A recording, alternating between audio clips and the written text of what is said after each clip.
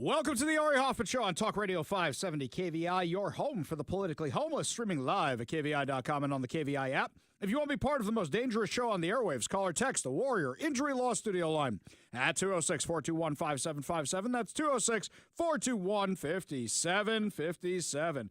Coming up this hour, my friends, Washington Democrats think, hey, you know what? You shouldn't come to Seattle for the World Cup because of, wait for it, Donald Trump, not the crime or the drug addicts or the homelessness. But before we get to any of that, let's try a daily dose of adrenaline. You want me to stick this into my heart? Are you f***ing nuts? They say that the hardest thing in sports is to go into the locker room at the halftime of a game you are losing and change your entire strategy.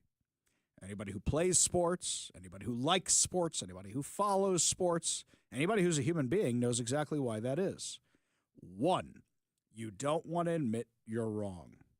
2, you don't want to admit you're stuck in your ways. 3, you may not know what the correct strategy is. 4, you get blamed either way. That's the situation Donald Trump is in right now. Yesterday, when I was objectively analyzing what was going on with the stock market, what was going on with the tariffs, oh, did I hear it from some of you. Some of you are so hardwired into Donald Trump can never be wrong that you guys sent me some interesting texts and emails during the show, and I even got a couple of phone calls. Now, there are plenty of things that Donald Trump accomplished that are amazing. Inflation is going down. Gas prices are going down. We have China now wondering what the hell it's going to do with itself. The yuan, that's their dollar, is at really low levels right now because of all the tariffs we're putting on them. What I was questioning yesterday was, why are we levying tariffs on countries that have already agreed to lower their tariffs or get rid of their tariffs entirely in response to Donald Trump's threat of reciprocal tariffs? It didn't make much sense at the time. And what I posited yesterday was that if he had come out with this list and said, do this or else, and everybody who contacted him, the 50, the 70 countries, had come to him and said, okay, we're going to do it. And he said, okay, I'm pausing it on you, and you have 90 days to finish this deal with me, or you have 30 days to finish the deal with me, or whatever the case may be. And then if you don't, they're going back on. Some of you may believe, and this is a perfectly legitimate place to come from, that if he hadn't made the threat, if he hadn't followed through with it, people would not have thought he's serious. That's an entirely legitimate position to have. But you know what else there is? It's okay to say Donald Trump tried something. It didn't work as well as he thought because there were byproducts. And he was man enough to say, I'm going to go in a different direction for now because this is hurting our friends as well as our foes. Do you know why I like that? Have you ever heard Jay Inslee admit he was wrong when he made your life a living hell? Have you ever heard Bruce Harrell admit that he was wrong? Jenny Durkin. Have you ever heard Bob Ferguson admit he was wrong? Have you ever heard any of these people admit they were wrong? Now, Donald Trump has a different flair, a different way of saying it, but he clearly was acknowledging yesterday that he put a 90-day stop on the tariffs because there were people who were getting hurt by what's going on. He had this really fun event in front of the White House. Unfortunately, they didn't cover the event that much because they were busy covering his comments more. He had a whole bunch of race cars in front of the White House talking about NASCAR, IndyCar, very exciting stuff, very fun stuff. And this is what he said. Here. Yeah. You started the morning saying be cool, and just a cool. few hours later, there was a pause put in on the tariffs. Can you walk us through your thinking about why you decided to put a 90-day pause? Well, I thought that people were jumping a little bit out of line. They were getting yippy, you know. They were getting a little bit yippy, a little bit afraid, unlike these champions, because we have a big job to do. No other president would have done what I did. No other president. I know the presidents. They wouldn't have done it. And it had to be done. What was happening to us on trade, not only with, you know, if you look at it, not only with China, but China was by far the biggest abuser in history, and others also. But Now, he was talking about people getting a little yippy. And as we discussed on the show, there are so many people who don't understand basic economics. All they hear is the stock market's going bonkers, and they freak out. They look at their 401k, and they don't play the long game. Or they think to themselves, I got to retire next year, or I got to retire in 6 months, or I got to send a kid to college in 6 months. And they freak out. Donald Trump said, all right, we tried this. We're going to pause it. We accomplished a whole bunch of stuff, which we did, which we really did. In fact, he said exactly what we accomplished. What are you planning on using the money that you're gaining from revenue through the tariffs on? Paying down national debt, reducing taxes, creating good budgets, helping Christie with the border and all of the other things. I built hundreds of miles of wall, as people now understand, 571 miles of border wall in the first administration. But we're going to beef it up, and we're going to add more. And, the numbers are incredible, really. The numbers are what's taken place. We had great numbers, but these numbers are topping my last administration.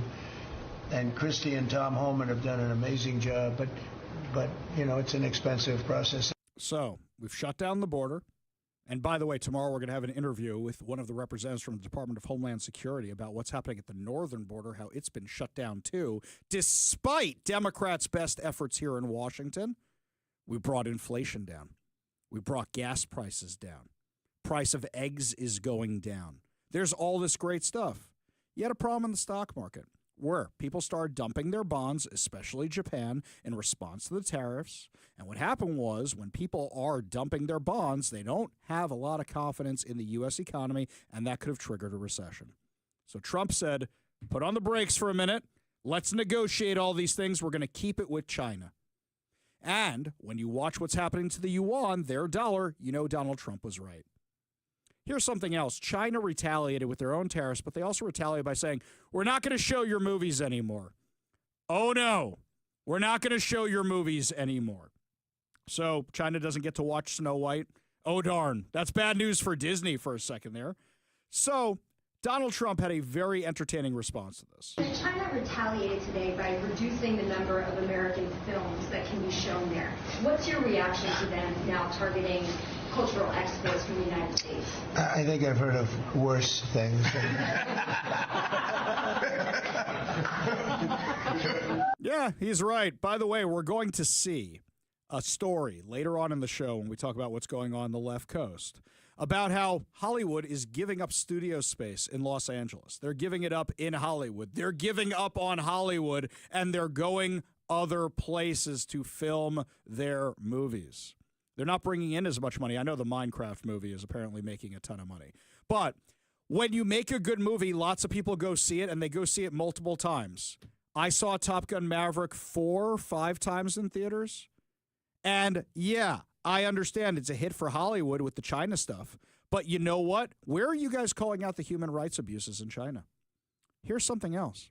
Do you know that there's now been evidence provided that people were getting sick of COVID months before we even knew it was happening, after they were going to events in China?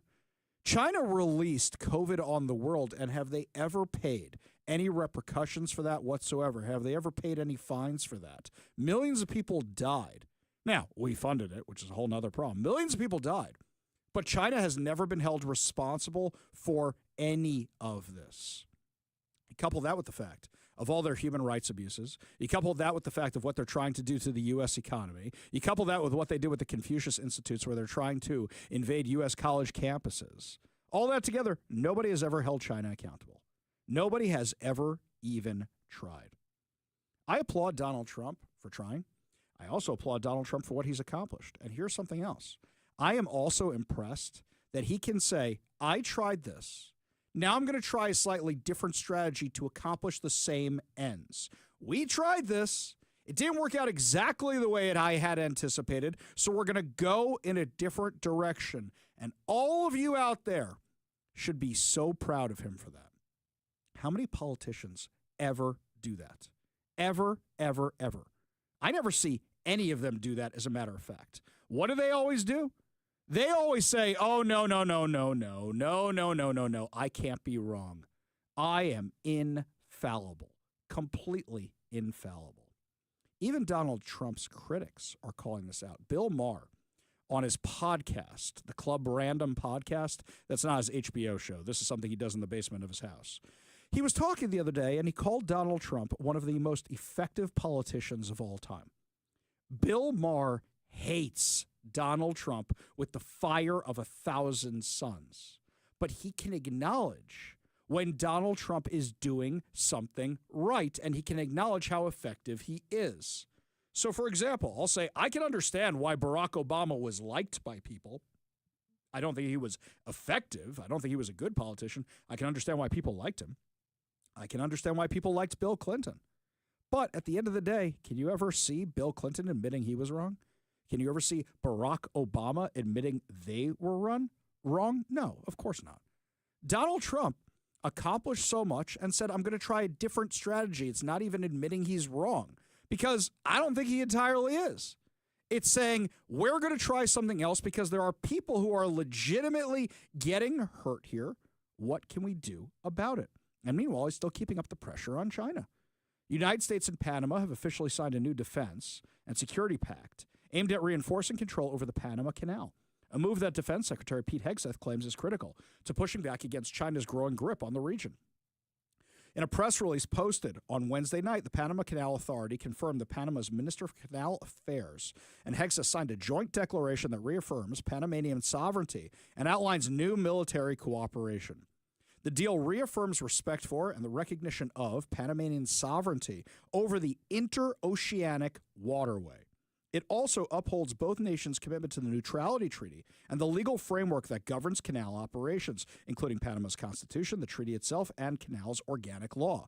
So basically, Donald Trump saying, hey, Panama, if you keep letting China run this thing and we're getting boxed out, we gave you that thing, we're going to come take it back. That strategy worked. Now look, we've got to deal with Panama, and they're boxing out China.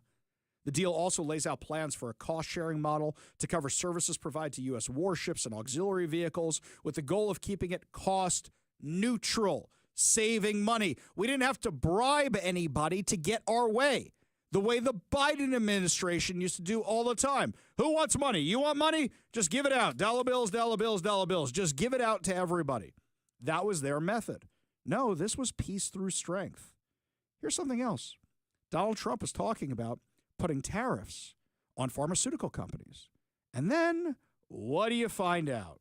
This is according to Reuters. Swiss drug maker Novartis said on Thursday it plans to spend $23 billion to build and expand 10 facilities in the U.S.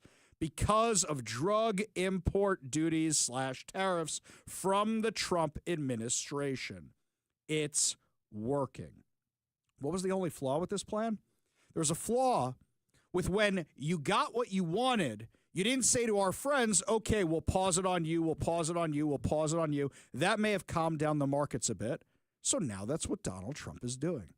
And I would rather have somebody in office who says, I'm changing my game plan at halftime. This is working, a little tinkering. Because you know what? That's what Donald Trump does. That's how you become a successful person like Donald Trump rather than being an ideologue. Look at where we've gone in Washington State. You have somebody like Manka Dhingra, who when she sees that all of a sudden car theft is going through the roof because she didn't want to reinstitute police pursuits, because they revoked police pursuits in the first place, she still hardline sticks to that, no police pursuits. Then, when all of a sudden Washingtonians come out and say, yeah, we want police pursuits back, she goes, nope, I'm not wrong. I'm always right. I would rather have Donald Trump any day of the week. You agree with me? You disagree with me? You give me a call or a text at 206-421-5757. That's 206-421-5757. This one, according to TJ over on the Warrior Injury Law text line, Democrats have never been in error on anything. We are just too stupid to understand the brilliance of their failures. That's very good. That's very good. This one from Paul in Seattle. The reason I love Trump is precisely that he is more committed to good ends than any specific means. Brilliant. absolutely brilliant, by the way. That's exactly right. That's exactly right. If you guys agree with that, you disagree with that, you give us a call or a text at 206-421-5757. That's 206-421-5757. And meanwhile, some companies are getting hurt by this that are our friends too. So Donald Trump said on Wednesday he was open to providing exceptions for certain U.S. companies that were hit hard by the tariffs. He said, with Scott Bessent, they spoke to reporters and were asked about the effect the tariffs moves had on financial markets and what they were going to do about it. He was asked if he would consider exempting some larger U.S. companies. He said, I'll take a look at as time goes by. We're going to take a look at it. There have been some that were hit hard. And he said the nature of the company got hit a little bit harder. We'll take a look at that. That is a very fair thing to say. Government is a giant sledgehammer. It is not a scalpel. So what happens with a giant sledgehammer is, unfortunately, sometimes some things you like get hit and you need to fix it. Any day of the week, I would rather have somebody who says, I'm willing to reevaluate than stick the crazy course. Look what happened with the autonomous zone in 2020. Well, we tried letting them take over the city, and then they kept it in place for close to a month. For close to a month, they kept that insanity in place, and it only ended after they vandalized the mayor's house. Didn't end after the shootings. Happened after they vandalized the mayor's house. This one from John and Auburn, Ari, politicians who do their job, which is to do good. What is good for the country and the people will always be run through the ringer by those who are in it only for their personal gain. Yeah, 100% right. This one here from the 425, Trump loves America. God bless. Yeah, I mean, this is the thing, guys. I am prouder of him now than I have been before because I would rather somebody who admits they're wrong. Look, we make corrections on the show from time to time when we get things wrong also. I like to think we do it anytime we get things wrong. Luckily for me, I am never wrong. I am always 100% correct. There was the one time I thought I was wrong, but it turns out I was wrong. We go to the Warrior Injury Law Studio line, take a call from Jeff in Gig Harbor. Jeff, what's going on? You've explained your economic reasons for the 90-day delay, which was you should be teaching at the U. But is that a compliment or not? No, that's a compliment. Okay. I would call that a compliment. Okay. Yeah. Well, wait a sec. I take that back. Yeah, I was going to say I'm not a radical Hamas supporter. No, it's fine. Yeah. I appreciate the way it was taken. Thank you. Yes, Maybe continue, Jeff. I interrupted you. Sorry. Graduated from. Okay. I gotcha. Okay. So, what percentage of that delay do you think is more of a 75 countries coming out of the woodwork to negotiate because they don't know how else to handle it? Well, I think that's definitely a piece of it. But here's the thing. You can't. I mean, you know what? I shouldn't say you can't because it's Donald Trump. And apparently he has proven me wrong so many times. So here's the thing. Making all these deals, it takes time to meet with all these world leaders and hammer out all the details. It does. Can you actually make the deals with every single country in those 90 days? You know what I would like to think? It's like the good behavior thing. You know when your parents used to say to you as a kid, you're grounded. And then they would say, okay, but you know what? If you do the dishes today, you get a day back. It was a 2-week grounding, but you get a day back. And then you clean your room, and then you do the laundry, and you get a day back. You get a day back. If we go that route, I think everything's going to be fine, don't you? I would concur with that. Another quick question: who actually does the negotiation when you're dealing with such an immense amount of the world? Oh, that's fascinating. So there are so many people at so many different levels. As much as we joke about how many people work for the federal government, look, the Treasury Secretary has to be involved. The Defense Secretary has to be involved. The Secretary of State has to be involved. Everybody has to be involved at so many levels because, and this is something we didn't see with the Biden administration. With the Biden administration would be, well, the State Department wants this. So they went ahead and did it. And then it badly affected the Department of Transportation, but then Pete Buttigieg didn't say, hey, this is going to be a problem. The thing I like about the Trump administration and what he showed today with the cabinet meeting where they're all discussing things and all on the same page and all weighing in is that they're actually getting everybody's opinion. Wait, you got to see how this affects X. For example, so Department of Education can say, okay, we're going to defund these schools.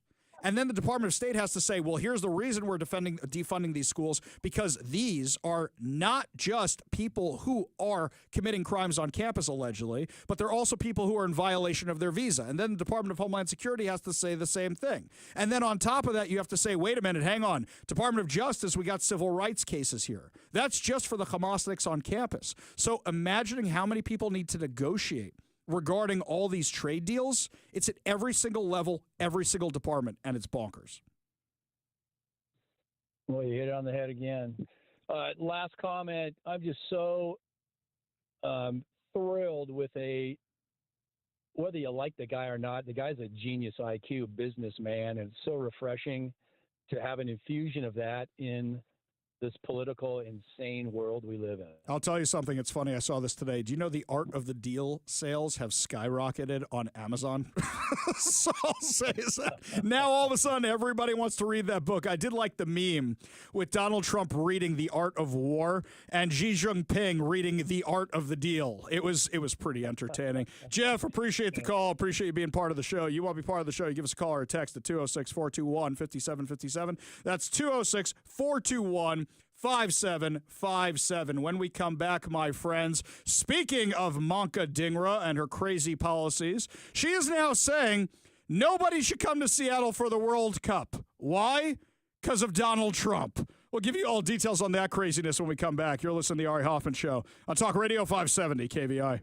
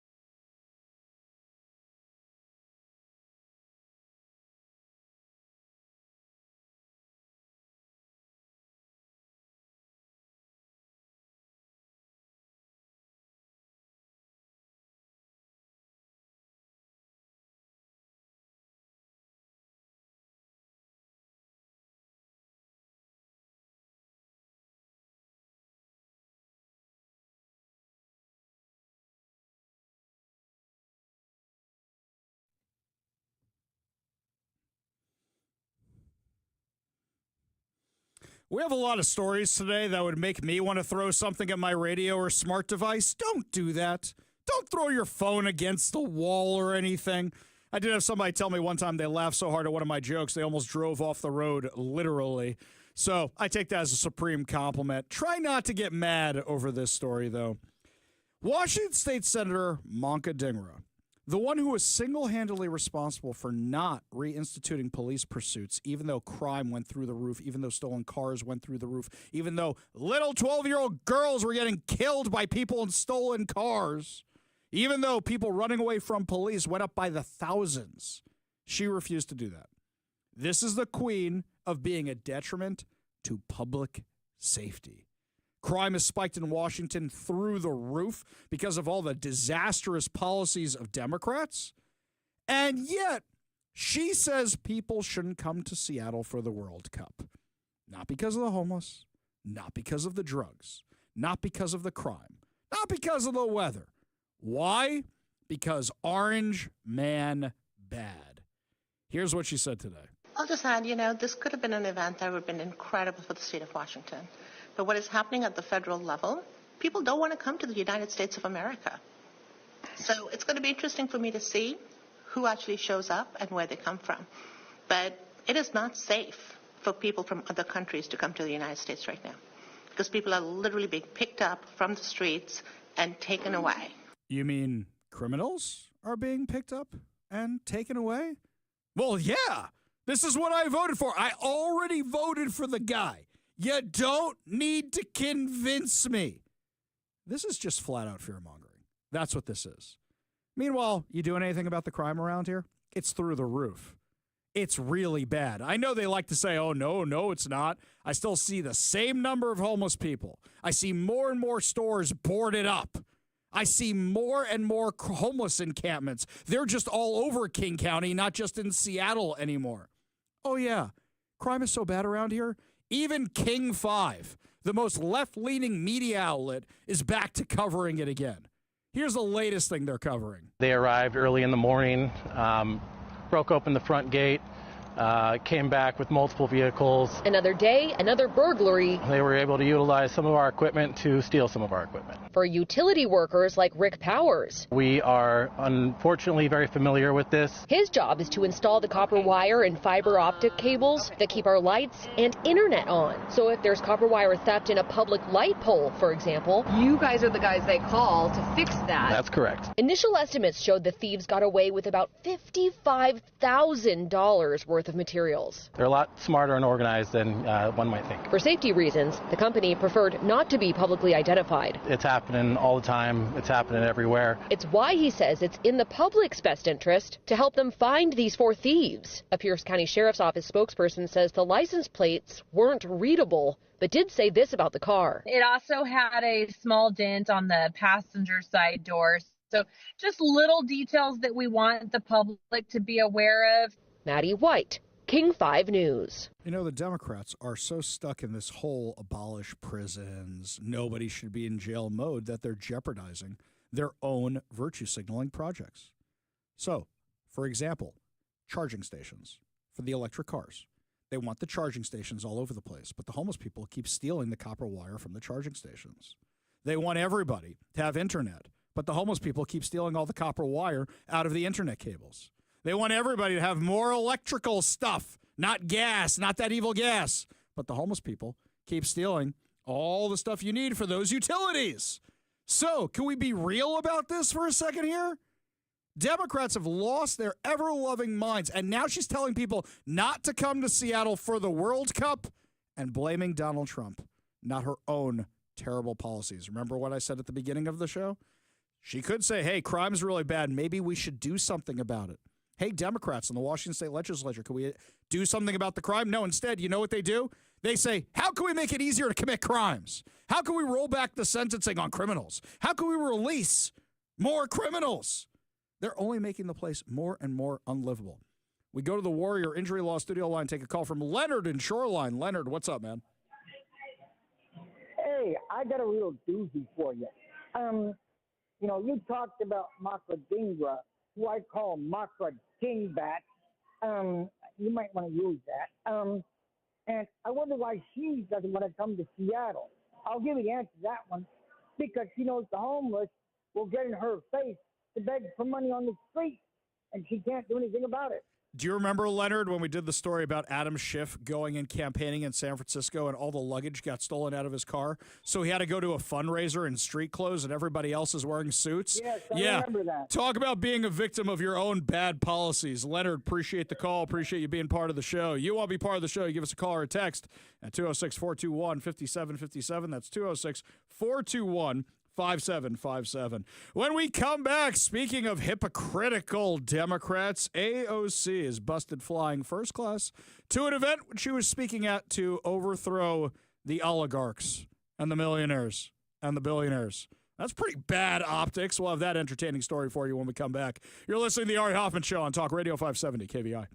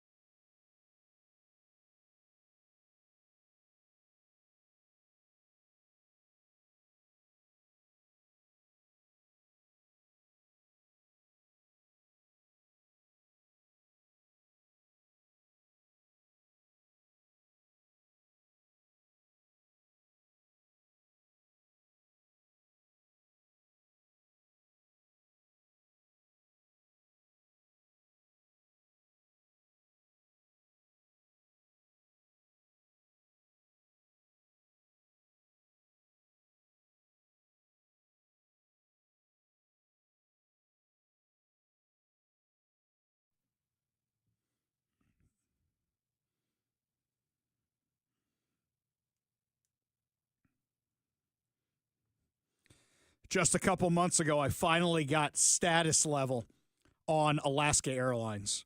And it's been great. There's all these extra perks you get, and I fly all the time. All the time. I almost never fly in first class because it's expensive.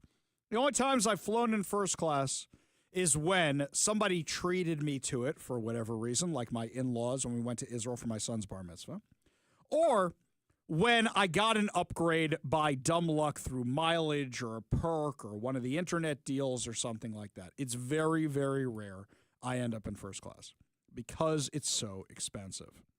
And here's the thing. I think money can be spent on more important things. That's me personally. So, AOC, who is always talking about socialism and down with the capitalism, was photographed flying first class to a Bernie Sanders event last month. And critics are now saying how she's battling inequality one mimosa at a time, which I think that's hysterical. So somebody sent the New York Post a picture of her getting comfy in the roomy first-class cabin of JetBlue Flight 511 on March 19th, going from JFK Airport to Las Vegas, where she was speaking at a Bernie Sanders rally called Fighting the Oligarchy. The next day, what happened? She's with him in North Vegas, Arizona State University, and I love what people are posting. The person who took the picture said, "Nothing says power to the people like ignoring the voters who say hello and reclining in first class while tweeting about income inequality." Oh, that's great. That means this person probably tried to say hi. So I always wear my KVI jacket on the planes. I always do. Why? I kind of like the looks. Sometimes when people recognize it. Not that I want to be recognized necessarily, but I kind of like when the woke people, when I get looks from the people in the blue hair. That's a hell of my own making, as Mike would say. I kind of like that thing. But actually, there was this one time where, a flight attendant came up to me and said, "Wait a second, I listen to your show all the time." Very nice, right? I'm happy to talk to people. But AOC just sits there tweeting about income inequality while sitting in first class. AOC is fighting the system one first-class mimosa at a time, said the passenger, whose name is Tracy from Brooklyn. The congresswoman, whose 14th district includes parts of Bronx and Queens, is seen in the snap, leaning over her seat, appearing to grab or look at something. Now, a first-class JetBlue seat on that route, weekday, costs around $1,100. $1,100. Now, first-class seats on planes have also been widely derided by climate change activists because they typically produce many times the carbon emissions of economy seats, since they take up more room, thus reducing the number of people able to fly at one time. This is all kinds of great. Wait a second, doesn't AOC own a Tesla? I remember her buying a Tesla a long time ago. And everybody's saying, "Oh, you've got the money for a $60,000, $80,000 Tesla on a congressperson's salary?" Yeah. What else is going on in D.C.? Well, they passed a bill today requiring voter ID at the polls. The House passed this today. And actually, some Democrats voted with it as well. Now, KOIN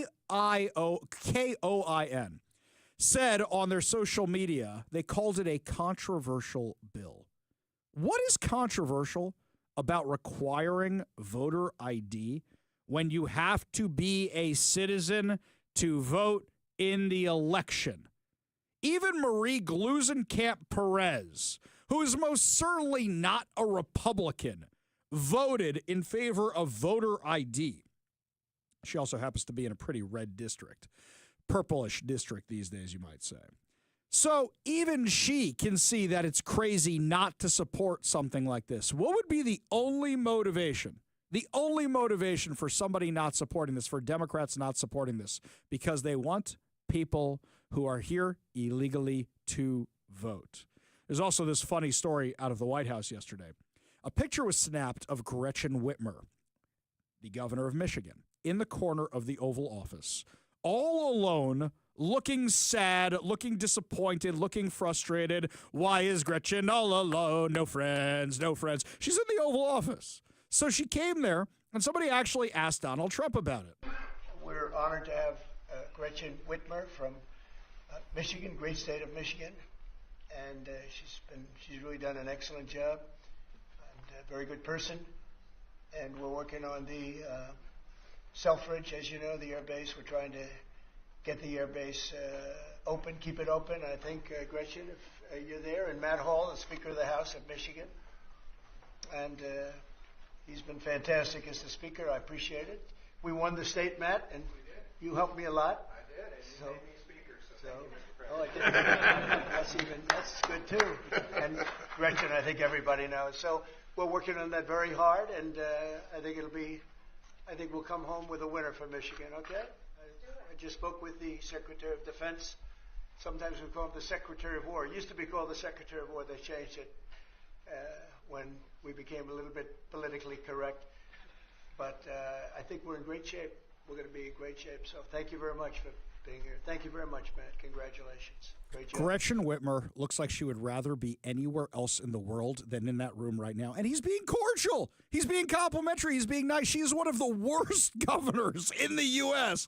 But he's not going to insult her to her face, even though he's done that before plenty of times to other people. He's being cordial. He's being nice. And the Democrats went off on her for even being in. How dare you, Orange Man bad. She's trying to keep a military base in her state. She's trying to do what's best in her state. And the Democrats can't even give her a break over that because it's Orange Man bad. And if you talk to him, you're a fascist, you're a Nazi, you're evil, you're the worst human being that ever walked the earth. When we come back, my friends, lots more to discuss, including how racism was gone in America, but Obama and others brought it back. I'll also tell you about an event coming up where you get to see me and the rest of the KVI gang. Give you all details on that coming up. You're listening to the Ari Hoffman Show on Talk Radio 570 KVI.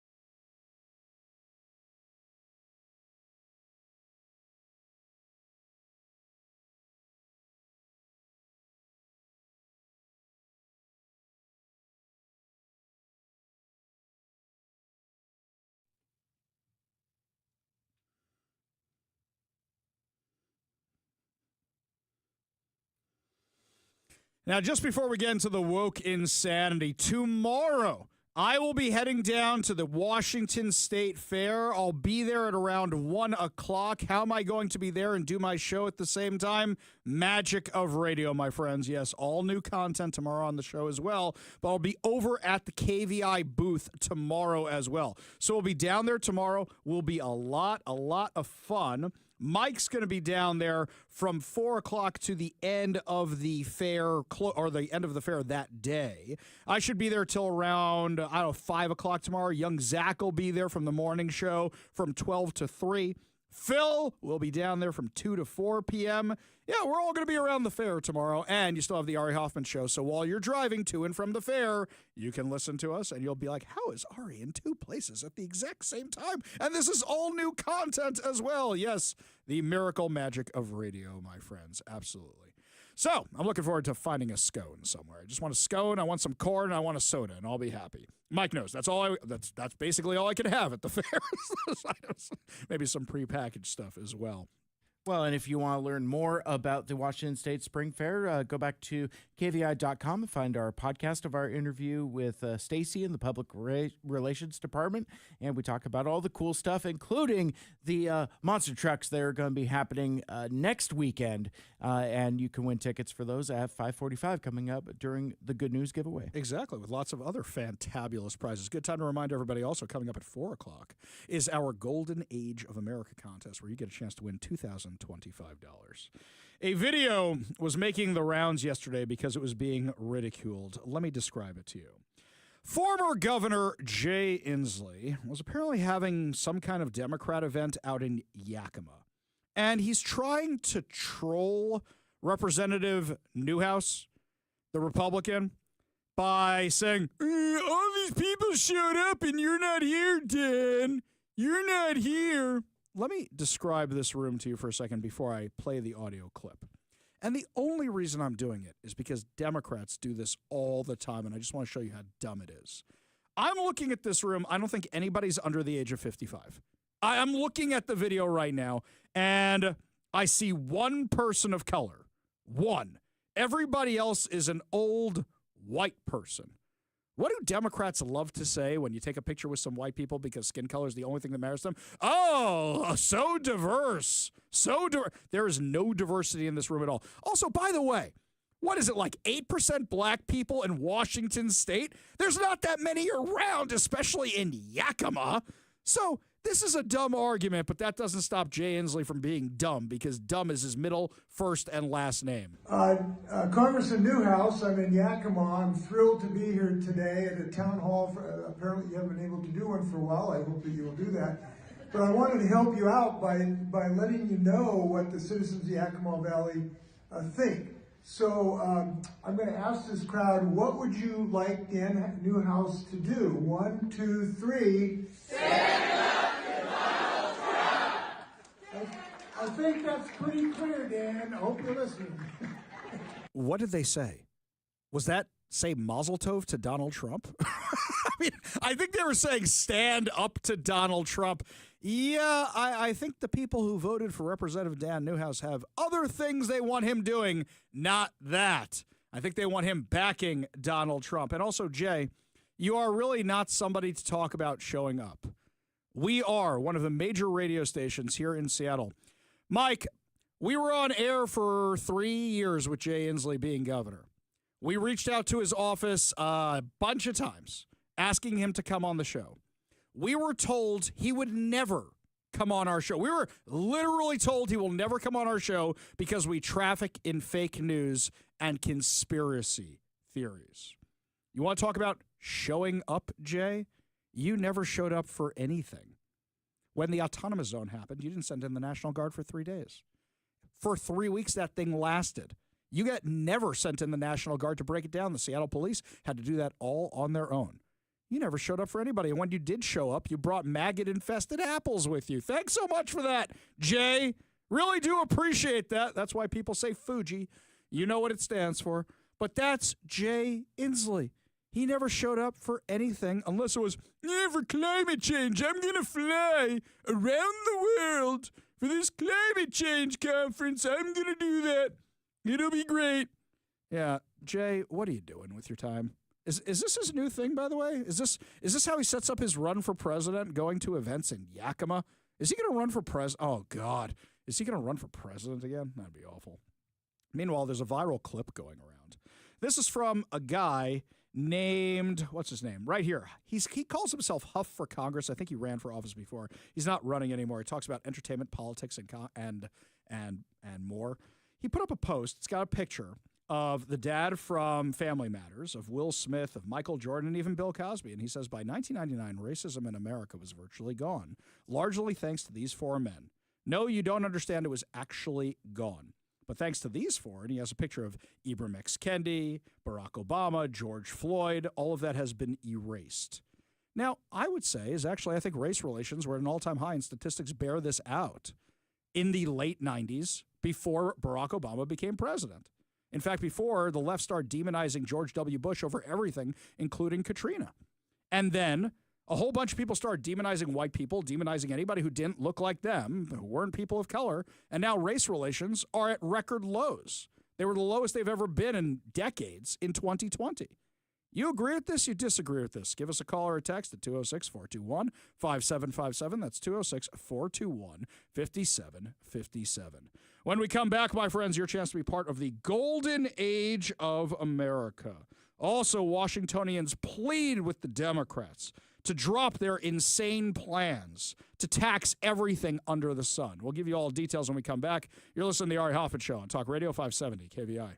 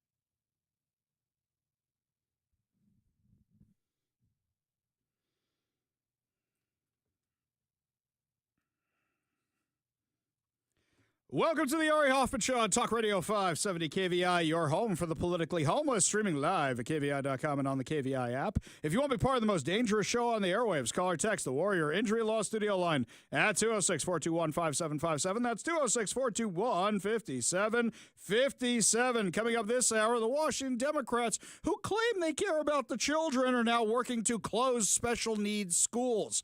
But before we get to any of that, my friends, it is time for your chance to be part of the golden age of America. I can proudly proclaim that the golden age of America is upon us. That's right, my friends. It is your chance to win $2,025 and a $50 Daniel's Broiler gift card. The golden age of America, I call it. It's begun. So it's the golden age of America, and that's what it's going to be. Exactly right. Exactly right. I love that President Trump joins us every single weekday at 4 o'clock for this segment. So here's what you do, my friends. I'm going to give you the keyword, and you text only the keyword, not your name, not your phone number, not your address, not I love Ari Hoffman, and here's the keyword. You can do that later. None of that stuff. I do like the guy who said earlier on the text line, he thinks that my Jay Inslee impression is just as good as Shane Gillis' over the Donald Trump impression. That is an ultimate compliment. Thank you so much. In fact, I think Jay Inslee improves. Yes, I do. All you do is text the keyword. The keyword is norm. That's spelled N-O-R-M. As in what all the people in the Cheers bar say when he walked in? Norm! Afternoon, everybody. Norm! How you doing, Norm? What do you know? Not enough. Afternoon, everybody. Norm! Norman? Do you know? I heard of that stuff. Better give me a tall one in case I like it. Afternoon, everybody. Hey! Norman? How you doing, Norm? Cut the small talk and give me a beer.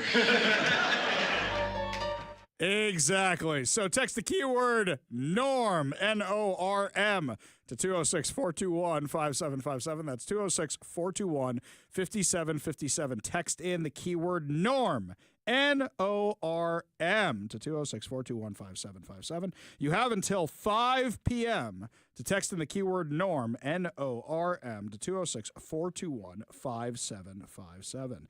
But we're going to usher in a new golden age of American success. Exactly.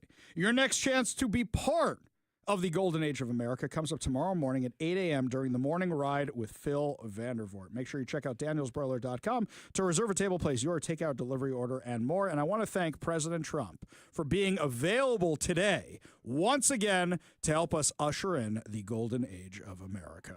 Well, and thank you, Ari. You do an incredible job and such an important voice. Thank you very much, Ari. When I was splicing up the video last night of the show to do some clips on it, I was just giggling with that clip. I don't know why, I just was.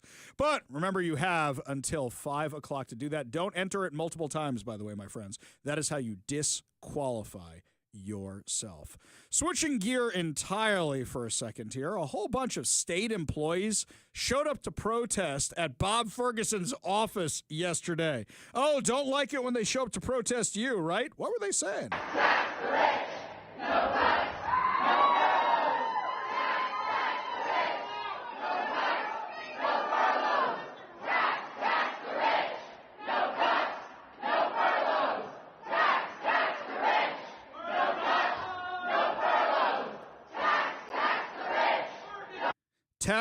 Tax the rich.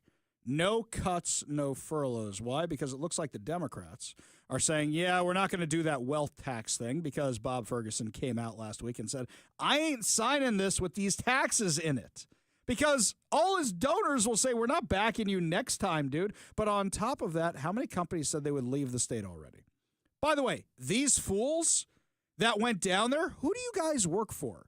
They say they're part of some union. Are they activists or are they baristas? Who's actually going down there and protesting this? You realize if the rich leave town and take their companies with them, you fools don't have jobs anymore.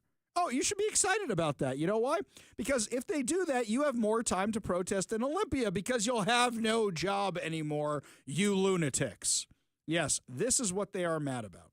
They are mad that Bob Ferguson has said he's not going to do the wealth tax, and the Democrats have now said, okay, we're not going to do the wealth tax either, but they said we're going to tax everything else. Every single other thing you have. My favorite one was not the dating app. My favorite one was how they want to tax Zyn. Now, a lot of you say, what's Zyn? Zyn is kind of like fake sort of tobacco product which helps you quit smoking. So now they want to tax the thing that stops you from smoking. Just making sure I got that right there. Oh, you lunatics. Now, there's actually a big protest that's going to be happening next Tuesday, April 15th at 5 p.m. on the Capitol Hill steps. It's going to be against the property taxes. It's run by our friends over at Let's Go Washington. So that's next Tuesday, April 15th at 5 p.m. on the Capitol Hill steps. You want to hear how bad these property tax increases could be? This is Marie. She was testifying, Capitol Hill, our Capitol Hill, that's the one in Olympia. She was down in Olympia testifying about how badly these property tax increases would affect her. Good morning, everybody. My name is Marie Gofigan. I work and reside in Mason County and have 2 children who graduated from Shelton High School. Some time ago, I needed to move in to care for both my parents. My father passed away early, and I moved in, after I moved in, leaving me to care for my mother, who unexpectedly passed away in August 3 years ago, leaving the house and back taxes to me. Over the last 3.5 years, I have struggled to make my property tax payments because of the increased value in my home and the subsequent taxes associated with the value increase. During my time in caring for my mother, I found myself continually behind, and finally, after 3 years of hard work, dipping into my retirement and selling my mother's jewelry, excuse me, I was finally able to get caught up. However, now I need to make the property taxes again due this month. Now Senate Bill 5798 is being presented and will again put me and others like me on the brink of losing our houses. In my eyes, this bill is the difference of being able to own a home, afford to pay taxes, and contribute to society, or becoming a user of state resources when I can no longer have a home. One of my children lives with me because housing is so unaffordable. Utilities, gas, and groceries are beyond expensive. This bill to increase property taxes goes completely against the idea of housing affordability, and I ask with everything I have for this legislature to not pass it. Thank you for the opportunity to speak with you. My heart breaks for that woman, but also realize it's going to happen to all of us. All of us. The Democrats love talking about how unaffordable things are. Well, you guys created inflation, and you guys taxed everything that moved. And under Jay Inslee, you kept doing that, and you kept spending on stupid. Senator Chris Gilden made out the case just yesterday also at the same press conference about how Democrats' taxes are regressive. And they keep claiming, oh, it's about housing affordability. It's only going to make things less affordable. I am Chris Gildon, your senator for the 25th Legislative District, and I am the budget lead for Senate Republicans this year. The people of Washington put the 1% property tax increase into law years ago for the very purpose to curb the never-ending desire and appetite for new and increasing taxes by people in Olympia. Now, Democrats want to take that away. You know, the majority talks a lot of times about making the wealthy pay. It seems to be a sort of a mantra of theirs. But then whenever they propose taxes just like this that are going to affect working class people, middle class people, people who are just trying to get by, I can't reconcile the words and the actions. If this particular policy had been in place over the last decade, it would result in the average home costing about $2,000 more in taxes this year. They cannot say that they support affordability in our state if they also support regressive taxes that decrease affordability for people all across our state. You cannot support both. So from here on, if they pass this tax, it will be my job and it will be your job to call every one of them out anytime that they say that they support affordability, because you cannot support a property tax increase and support affordability. He's 100% right, but that's exactly what the Democrats are doing. That's exactly what these Democrats are doing. They want to increase your property taxes. They want to allow the lid that was levied which say, here's how high your property taxes can go. They want to just lift it. Your property taxes could keep going up more than they do every year. Every year I have a heart attack when my property taxes show up. I have an absolute heart attack. You know, I remember this. This was funny. When my wife and I were looking for homes, we were looking originally when my wife got pregnant. We needed a bigger place than our apartment in New York. We were looking around. And I remember she was interested in New Jersey because her OBGYN was in New Jersey, but I'm a New Yorker. We don't go to New Jersey. That's like a Seattleite moving to Tacoma. These are things that are just not done. I did not want New Jersey on my driver's license, but we looked around, and I remember as a young kid, basically, starting out in life, looking at the property taxes and having a heart attack and thinking to myself, my God, that's a massive chunk of my salary. Remember when I came out here, how affordable the property taxes were and how happy I was. I now think about my property taxes and what they were compared to New Jersey's. They're higher than that. My God, my property taxes are absolutely insane. And I don't live in a massive house. They've just been going up and up and up. I made the mistake of moving to Seattle. I made the mistake of moving to King County. So they tax you up the wazoo. And it is completely unaffordable. What's the next thing they're going to do? This rent control insanity. So we know that with rent control, what happens when you pass rent control is that landlords say, screw it, I'm not doing this anymore, especially after what you just did to them, where you said nobody has to pay rent for 2 years, and then you created a fund which will pay for lawyers for the squatters. Why would anybody want to be a landlord here? The only ones who can afford to be landlords here are people who are gajillionaires and who could jack up the rent more and more. This rent control is going to be a disaster for the housing rental market. It absolutely will be. Democrats know that this is unpopular, so they are desperate to save it. Now, every single legislative cycle, every single year, every single Congress, all of these, there's always heroes, people who rise to the top, and people who are the losers. So let's take this on a national level for a second. Right now, who would you say the heroes / most well-known people of this cycle are in Congress right now? I'd say House Speaker Mike Johnson. I'd even say Jasmine Crockett. You know why? I'd even say that because she's gaining the notoriety she so wants. She so craves. Look, I think she will never pass legislation. She's like AOC and the rest of them, but she's gaining notoriety. I think those are some of your people. Last year, it was Elise Stefanik with the hearings she did where she took out Columbia and Harvard and MIT. She did that. She took out the heads of those universities. I think she's one of the people who rose to the top. Jim Jordan, he's always up there. He's always one of those people. Well, now let's bring it a little bit more local. The name that keeps cropping up again and again and again is Senator Jamie Peterson. He's the Senate Majority Leader. And it's never in a good way. This is a guy who is losing the legislative session. He may get a whole bunch of bills he wants, but why is he losing the legislative session? How many times has he gone viral this session for saying dumb things? Like, oh, well, if a kid's 13 years old and they're old enough to get pregnant, oh, well, they can do whatever they want. Parents have no rights to their children, et cetera, et cetera. He also had Bob Ferguson come in and saying, I'm not signing your massive tax package. Right now, the loser of this session is Senator Jamie Peterson.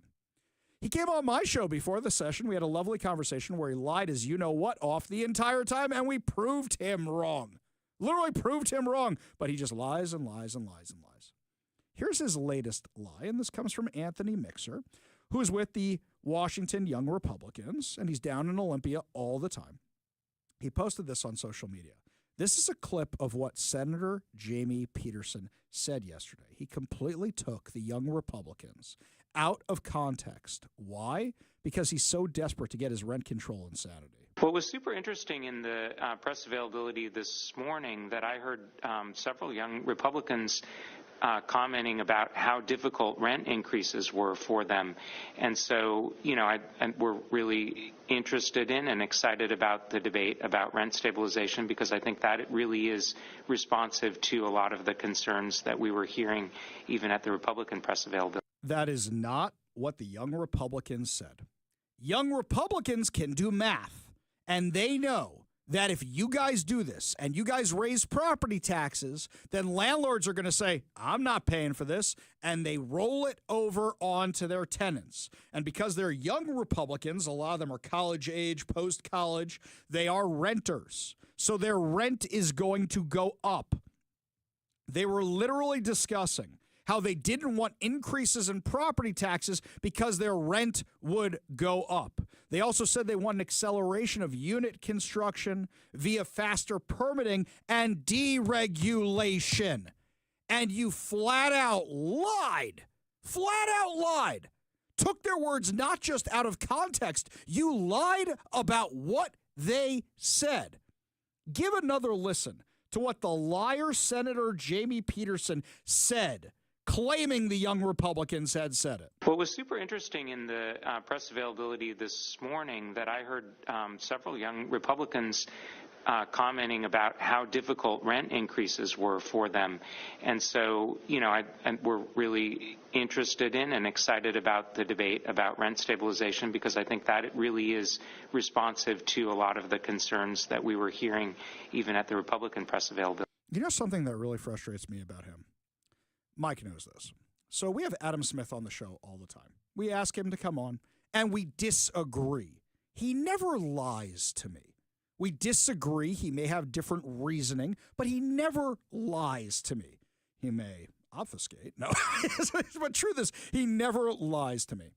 We have a discussion. We disagree on politics. That's it. When Senator Jamie Peterson came on the show before the session, I was so frustrated afterwards because he kept saying things as if they were fact when they were not fact. And he's so mild-mannered and so calm. He makes it sound like he knows exactly what he's talking about. But I said to Mike after the interview, it is really hard to have an interview with somebody who just lies. And you know what? I'm not even interested in having him on the show because it was a boring interview when I said, this is how many kids left the public school system. And he goes, no, it's not. It was nowhere close to that. I've never heard anything about that. I literally had the numbers right in front of me. He is a liar. And he is also the loser of this session. No matter what bills get passed, he has gone viral for all the wrong reasons. And I'll tell you something else. With the country moving in the direction it is, most politicians want higher office. Politicians in their brains, they're so egotistical. They think, well, now that I'm the head of the Washington State Senate, I can be Senate Majority Leader in D.C. and then President of the United States. Jamie Peterson's not going anywhere. He's not. Because those clips have gone so viral, this is where he ends. He may win a few more offices here in Washington, but that's it. Congratulations, my friend. This is your political career now because of the dumb things you have said. But lying on something so easily fact-checked? I think tonight, you know what I'm going to do? I'm going to pull the clip of what the young Republican said, put it side by side with what he says, just put them right next to each other because he's a liar. He's a liar, and liars need to be called out. They absolutely do. It's so absolutely frustrating to me. Like the Democrats. The Democrats in Olympia are the ones who are always talking about, oh, we have to save the schools. It's for the children. It's for the children, don't you know? We have to save the schools. Well, when we come back, my friends, we're going to tell you about how they are trying to shut down 2 schools for special needs kids. That's how bad their policies are. I'll have that crazy story for you when we come back. You're listening to the Ari Hoffman Show on Talk Radio 570 KVI.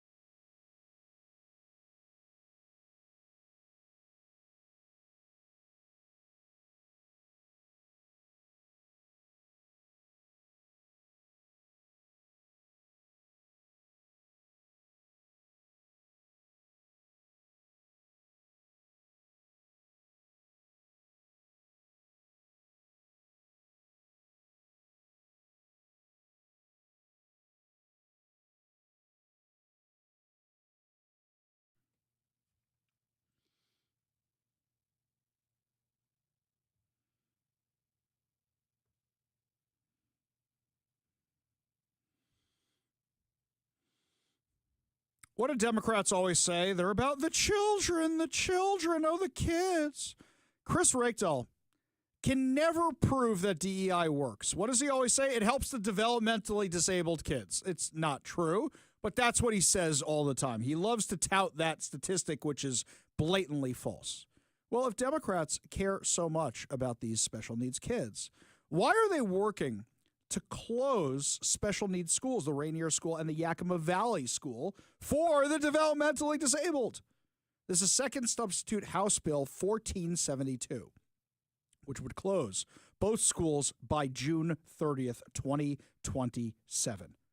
This is absolutely crazy and just shows how nuts the Democrats are.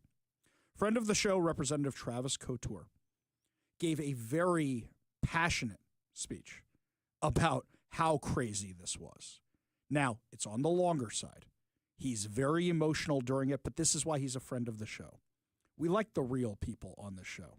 We got Todd Myers coming up later, and we're going to talk about the Mariners for sure, because him and I, even when we talk about this stuff, we talk about baseball.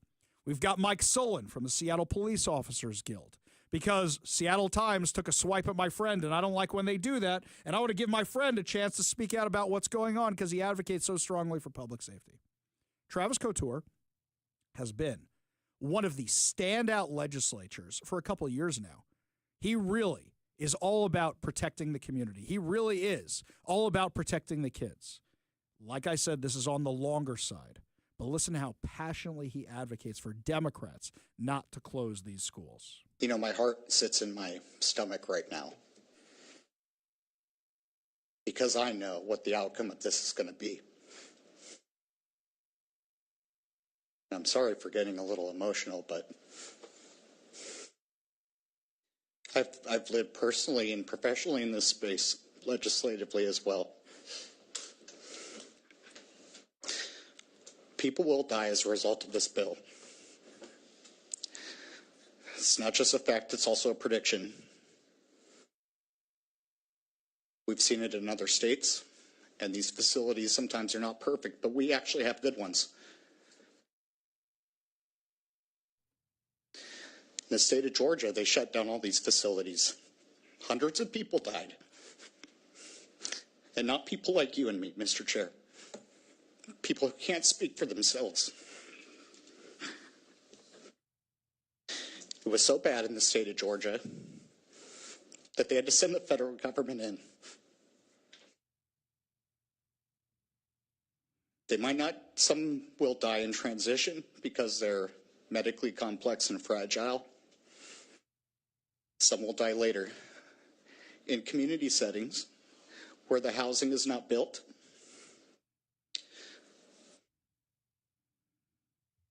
where there's no skilled nursing or available workforce, where there's no mega expensive equipment for them. It's a lot like Housing First, things like we did during COVID, where we put drug-addicted homeless people into houses all by themselves to die.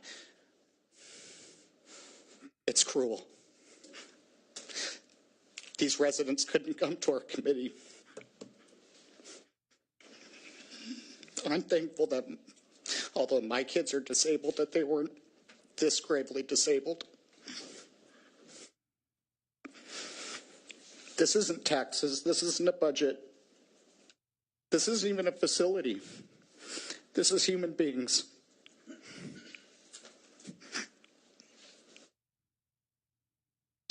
The most vulnerable human beings in our state.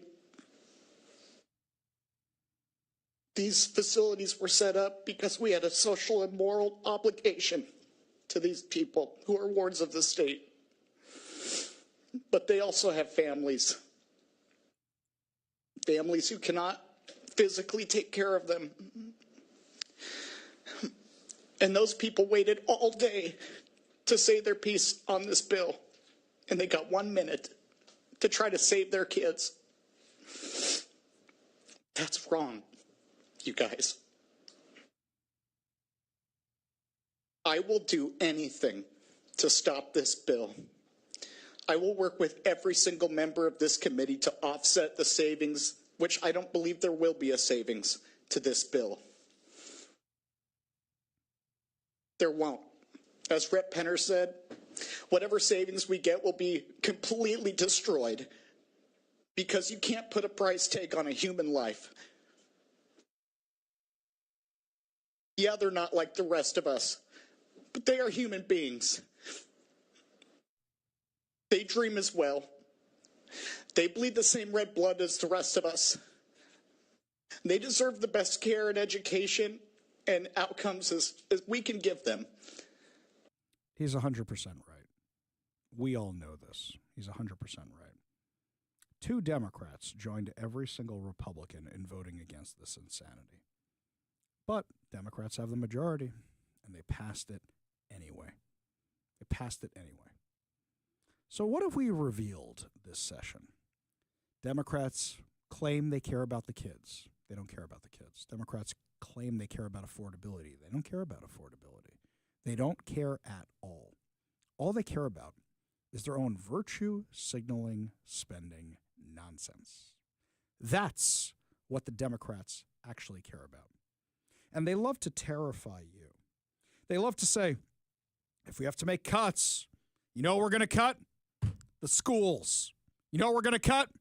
Public safety. You know what we're going to cut? The parks. You know what you never hear them talk about cutting? The homeless industrial complex. Never talk about cutting any of their pet projects like the one we did yesterday. $4 million on e-bike rebates. How much other waste have we found in the Washington State Legislature? By my math, we are up to almost $2 billion of insanity. And it's all little insanity. It's all little teensy tiny insanity. Little stuff. Like the self-service stations. That was only what, like $2,500? But if you're giving $2,500 to everybody, that adds up to millions, if not tens of millions of dollars. The amount of money they're wasting is criminal. And then they use the developmentally disabled kids, the special needs kids, as pawns. They use you as pawns. This is what they do. One of the most frustrating things to me this session has been not just the Democrat hypocrisy, but also the fact that Democrats are lying to you about everything like Senator Jamie Peterson, like we did earlier in the show. Because here's the thing. We've done the math on the budget gap. There is a budget gap. It's about $7 billion. But the Democrats are claiming it's $15 billion. Why? Because they want their future spending also. We do budgets based on what we spent on the past. They go, well, you know what? We want to buy a whole bunch of new crazy things. We want to spend money on more insanity, more e-bikes. E-bikes for everyone, as far as the eye could see. They did that stupid rebate program for the EVs, and only rich people took advantage of it. It was supposed to be everybody get an EV. This is the insanity they are doing in Olympia. And it will cost lives. It has cost lives. Look at all people who've died on our streets because the homeless industrial complex doesn't work, but they keep pumping money into it and money into it and money into it.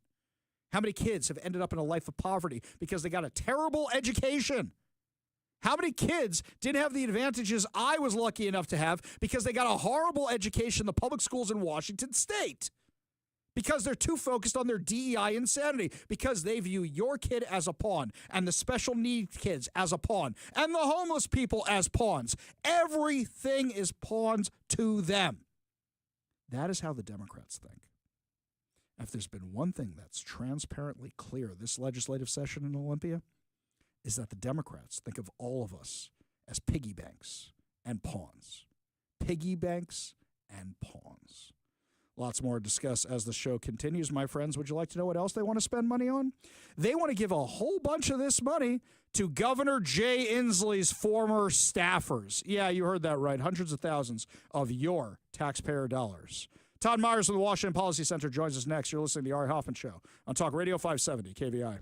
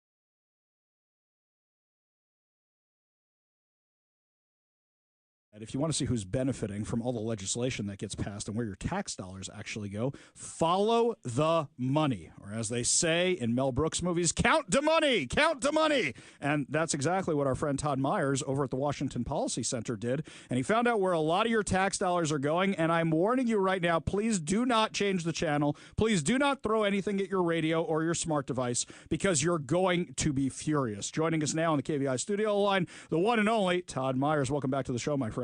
Always nice to chat with you. Great to talk with you as well. So $500,000 went to Governor Jay Inslee's former advisors?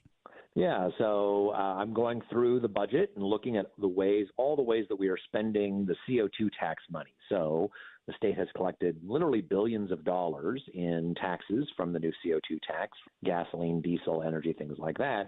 So I'm going through and saying, all right, how are we spending the money? And this is a smaller one. There are some big ones that we've highlighted before that were wasteful, but this one caught my eye. There's about $2 million in the proposed House budget to promote offshore wind turbines, floating wind turbines. Mm-hmm. These wind turbines are about twice the height of the Statue of Liberty, and you can see them about 30 miles off the coast. But they want to spend about $2 million to do it. $500,000 of that the description was it must go to a group in Seattle that works on a non-regulatory effort in a collaborative way to promote floating offshore wind in conjunction with other states. And I'm like, oh, they clearly have in mind one particular organization.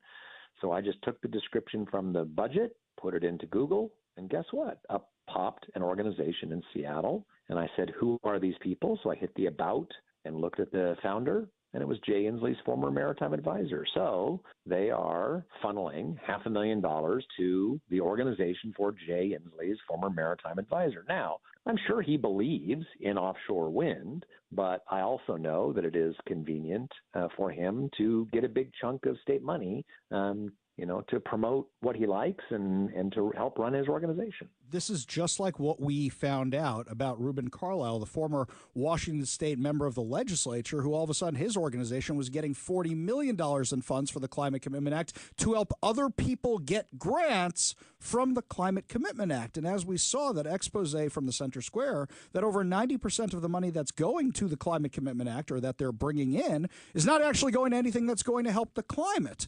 So at this point, have any complaints been filed, or is this just, well, this is government, this is what happens? Well, this is in the proposed budget. So right now what's happening is the House and Senate are hashing out their budgets in a conference committee and trying to decide what the final version will be. The Senate version didn't actually include this money. They did include about $1 million to promote and study offshore wind, this floating offshore wind, but it didn't include this specific budget item. So there's certainly a possibility that in that conference committee between the House and Senate, they'll say, yeah, we're not going to do this. This looks a little too stinky.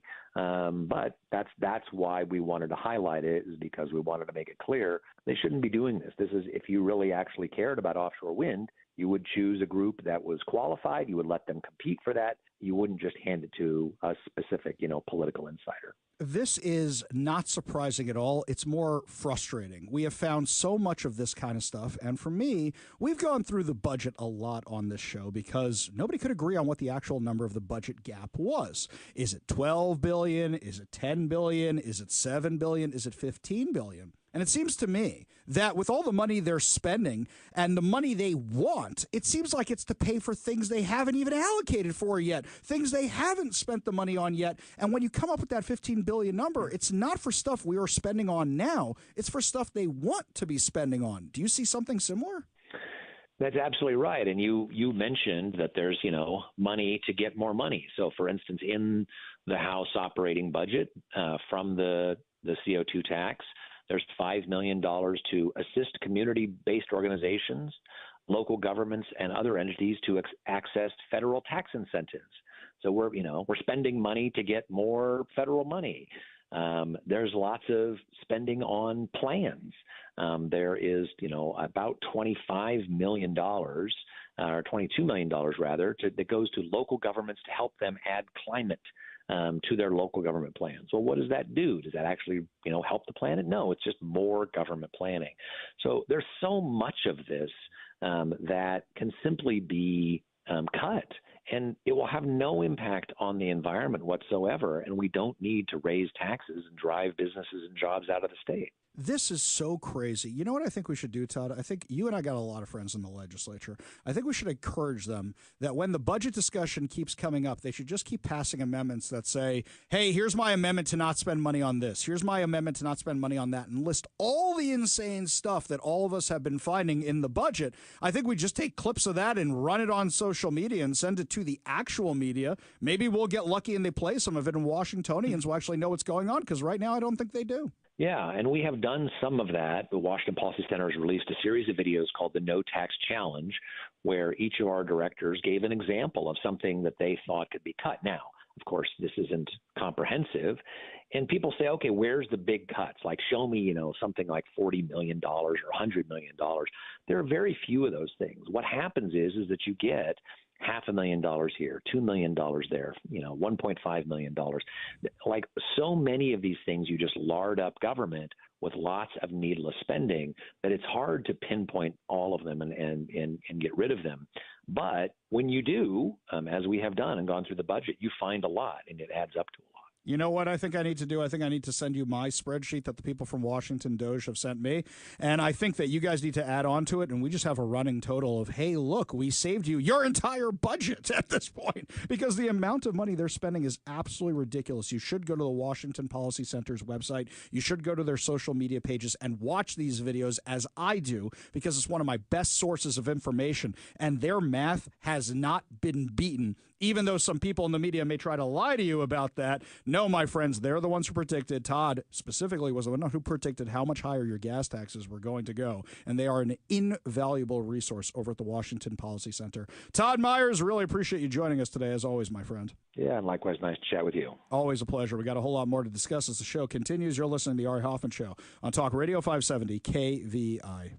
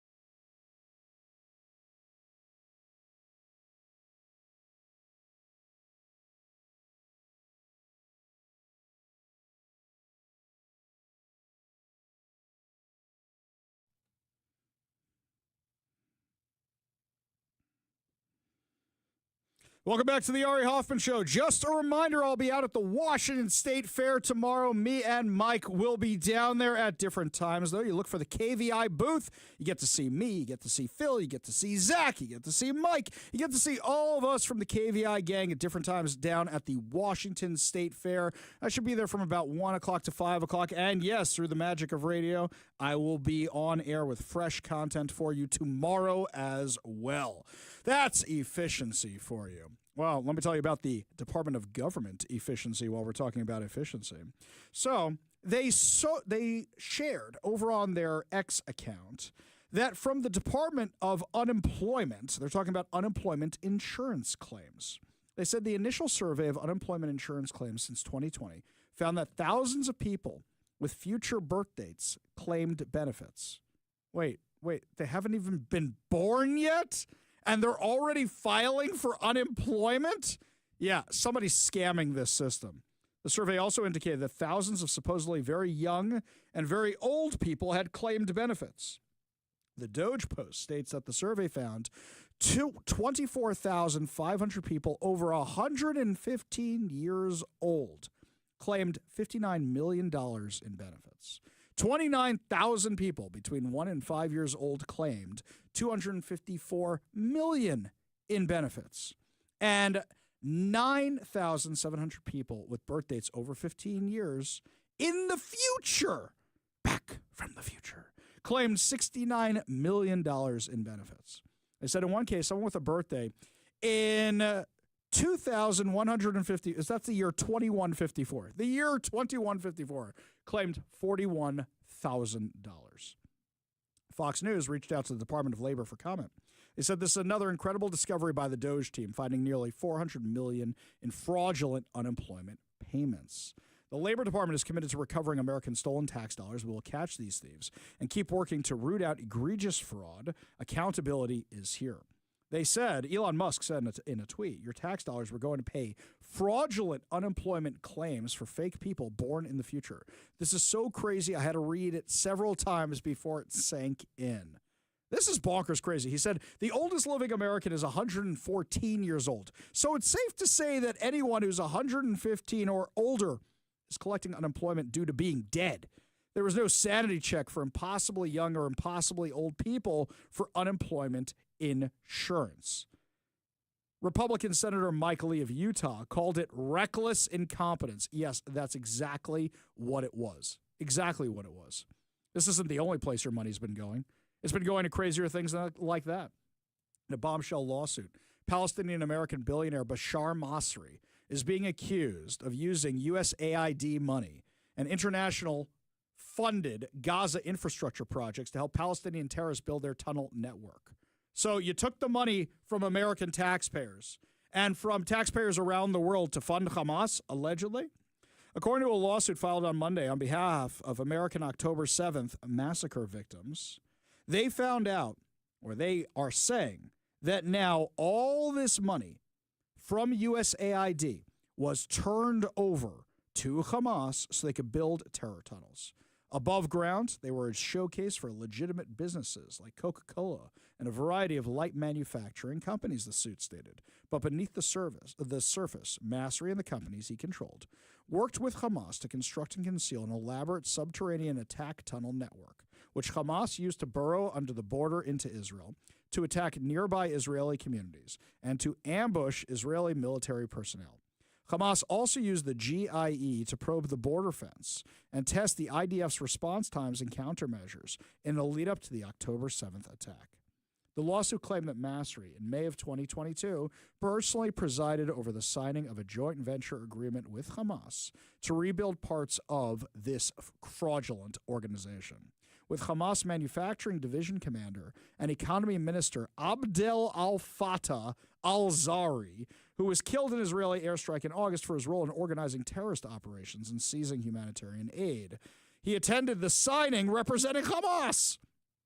Masri also allegedly worked with Hamas to supply the tunnel system with electricity from solar power and green energy technology that were funded by the U.S., the World Bank's International Finance Corporation, and Multilateral Investment Guarantee Agency.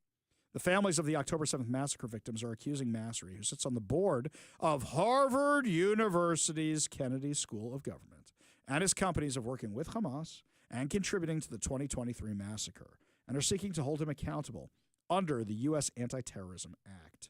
One of the plaintiffs, Izar Shai, former Israeli science and technology minister whose son was killed in the October 7th attacks, said the lawsuit presented evidence that Palestinian investors had raised money from the World Bank, the UN, and the EU to build the projects but coordinated with Hamas to develop the subterranean infrastructure. That means the terror tunnels. He said in a statement, "We can't go back to a pre-October 7th mindset where people pretend that it is possible to support economic development in Gaza controlled by Hamas without also supporting its terrorist infrastructure." According to the complaint, 2 luxury hotels held by Masri's companies were involved in facilitating Hamas terror activities, and former Hamas head Yahya Sinwar was said to be operating out of these locations.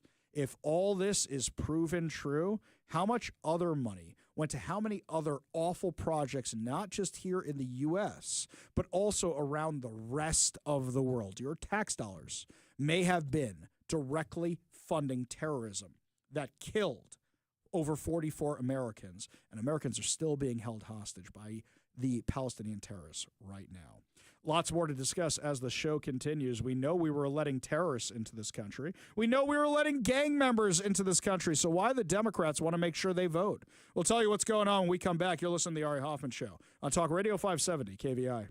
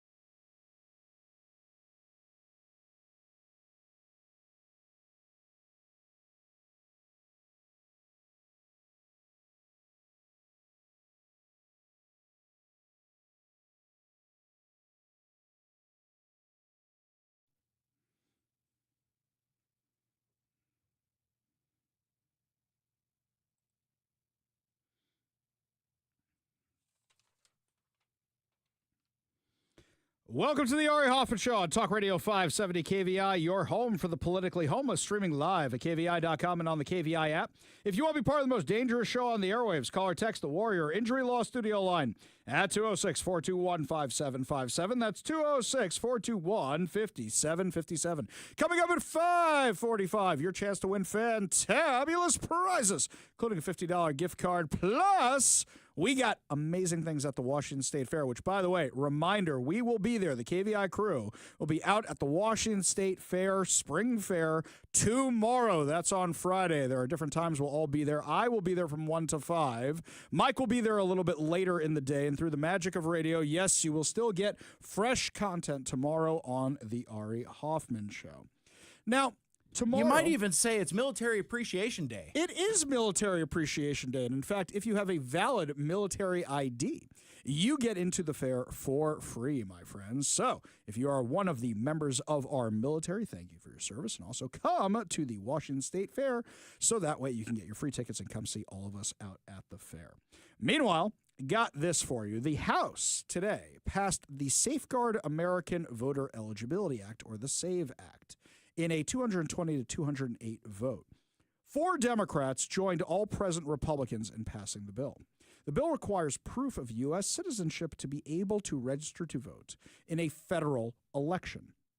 Documents proving U.S. citizenship accepted under the bill include those consistent with the Real ID Act of 2005, which are a valid U.S. passport, military identification card, which you can also use to get into the Washington State Fair, my friends, and a military record of service that shows a person's place of birth was in the U.S., a valid government-issued photo ID card showing the person's place of birth was in the U.S., and a valid birth certificate, among other documents. Now, the 4 Democrats to side with Republicans in passing the bill was Representative Ed Case of Hawaii, Henry Cooler of Texas, Jared Golden of Maine, and our very own Marie Gluesenkamp-Perez of Washington. This comes after President Donald Trump signed an executive order mandating that individuals provide government-issued proof of U.S. citizenship when registering to vote. Now, you should be asking yourselves why the Democrats would have an issue with this. Why would they have a problem with this?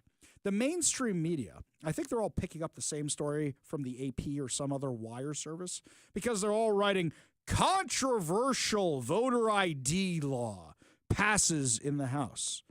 What's controversial about it? I don't understand. It's illegal for non-citizens to vote. Why are the Democrats saying they want non-citizens to vote?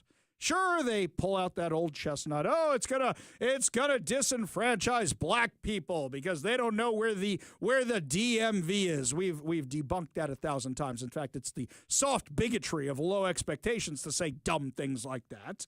Yeah, really ridiculous stuff. So what's it really about? We've had cases here in Washington, not a lot of them. We've had voter ID cases here in Washington where you had illegal immigrants who were voting. And people decided here not to prosecute them. What was it, a dozen last year they found? Do I think we are losing elections because of voter fraud? No. But the Democrats should be, or rather this illegal immigrants voting? No. But I think the Democrats should be supporting this. They should say, we're going to take that bullet out of the chamber. We're going to take that bullet out of the gun, the arrow out of the quiver, and say, yeah, you Republicans, you said this and you're still losing elections. Look, we think there are tons of other problems here in Washington. I think there are a huge amount of problems with the voting here in Washington. But the illegal immigrant one, I'm not sure that's one of them, okay? I'm not sure it is right now. I think there's a lot of other problems. But at the same time, shouldn't people have faith in the security of our elections? What would be the motivation for any Democrat to say, no, we don't want this? It's the law. And if you want to participate in a federal election, we should all have to follow the exact same thing. It's a little ridiculous that a ballot can show up a week later and they will still count it. That is ripe for voter fraud. I think if we find voter fraud in Washington State, it's going to be on that side of things, not the illegal immigrant voting kind of things. It's like when I did that deep dive into the homeless industrial complex. This was back in 2019. I pulled up all the numbers of all the homeless shelters, and I did a public disclosure request for all the homeless shelters in my area to see how many ballots went to those shelters and how many were returned. and barely any of them were sent back. Were they getting ballots? Sure, they were getting tons of ballots, hundreds at certain locations, but they weren't returning them. There's the opportunity for fraud, and then there's actual fraud. Why are the Democrats so hardcore against this law? There's no reason why. We've played that Ami Horowitz video tons of times where he goes to the white liberal campus and everybody's saying, yeah, it's racist. You're going to disenfranchise black and people of color. You can't do that. You can't do that. And then he went to Harlem and asked all the people there, and they're like, what are you talking about? Of course I have ID. Everybody has ID. You need ID to buy alcohol. You need ID to drive. You need ID for everything. Literally everything. But not to vote? What sense does that make? None whatsoever. Washington State Sheriff Dale Wagner was testifying before Congress yesterday on our state's insane, absolutely insane sanctuary state policies. Now, this clip is a little bit on the longer side, a little bit, but what he says is so important. Give a listen. We're being faced with a lawsuit from the Attorney General of Washington State on, in my view, some... They're suing you for trying to uphold the law. What a crazy world we live in. I'm sorry, I didn't mean to interrupt you, but how awful that is. That's okay. No, because it pisses me off. Yeah, I get it. It pisses me off. But the reality is that it's some of the circumstances that have been, it's very political. It's politically driven, and it's unfortunate that we're in that position. What are the Democrats in your state doing to prevent you from doing your job? And do you expect more of this, or are you not allowed to enforce the law? It's come down to I'm not allowed to or else. And that's really what we're faced with. We have an attorney general that is going by his marching orders, whatever you want to call it, and coming after our little agency to serve as a message to the rest of the state of Washington. And if you look behind me, that's why these sheriffs are here today. They all feel the heat. They feel the situation is bearing down on us. We're only 39 sheriffs in our state. And our state needs sheriffs. 2021, we had an incident of an illegal alien that took the life of a mother and a daughter, the daughter being a special needs female that had the capacity of a five-year-old, and they did it in a very horrific way by dismembering the bodies and leaving them in a trunk of a vehicle. How did that impact your community? That was a huge impact in our community. How so? Well, any horrific crime, no matter who's involved, is going to impact the community. And I think that the situation that we were faced with is the limited resources that everyone keeps talking about here. I'm a department of 18 people, and that includes myself and my undersheriff that we're working. Are you allowed to hold someone with an ICE detainer? We are not. Are you allowed to transfer someone if ICE requests that you transfer them to their custody? We're according to the KWW, no. So the state law actually directly, not indirectly, not impliedly, it actually directly defies federal law, federal statute. That's what I understand, yes. Yeah, because federal statute says if you get a detainer, you're supposed to hold. Yeah. You're supposed to hold. That's what federal law says, and you can't do that there. Correct. How does that impact the safety of your community? It impacts us in a great way because, like I believe it was Mr. Jordan was explaining, putting people out onto the street and having them get caught again becomes a bigger problem.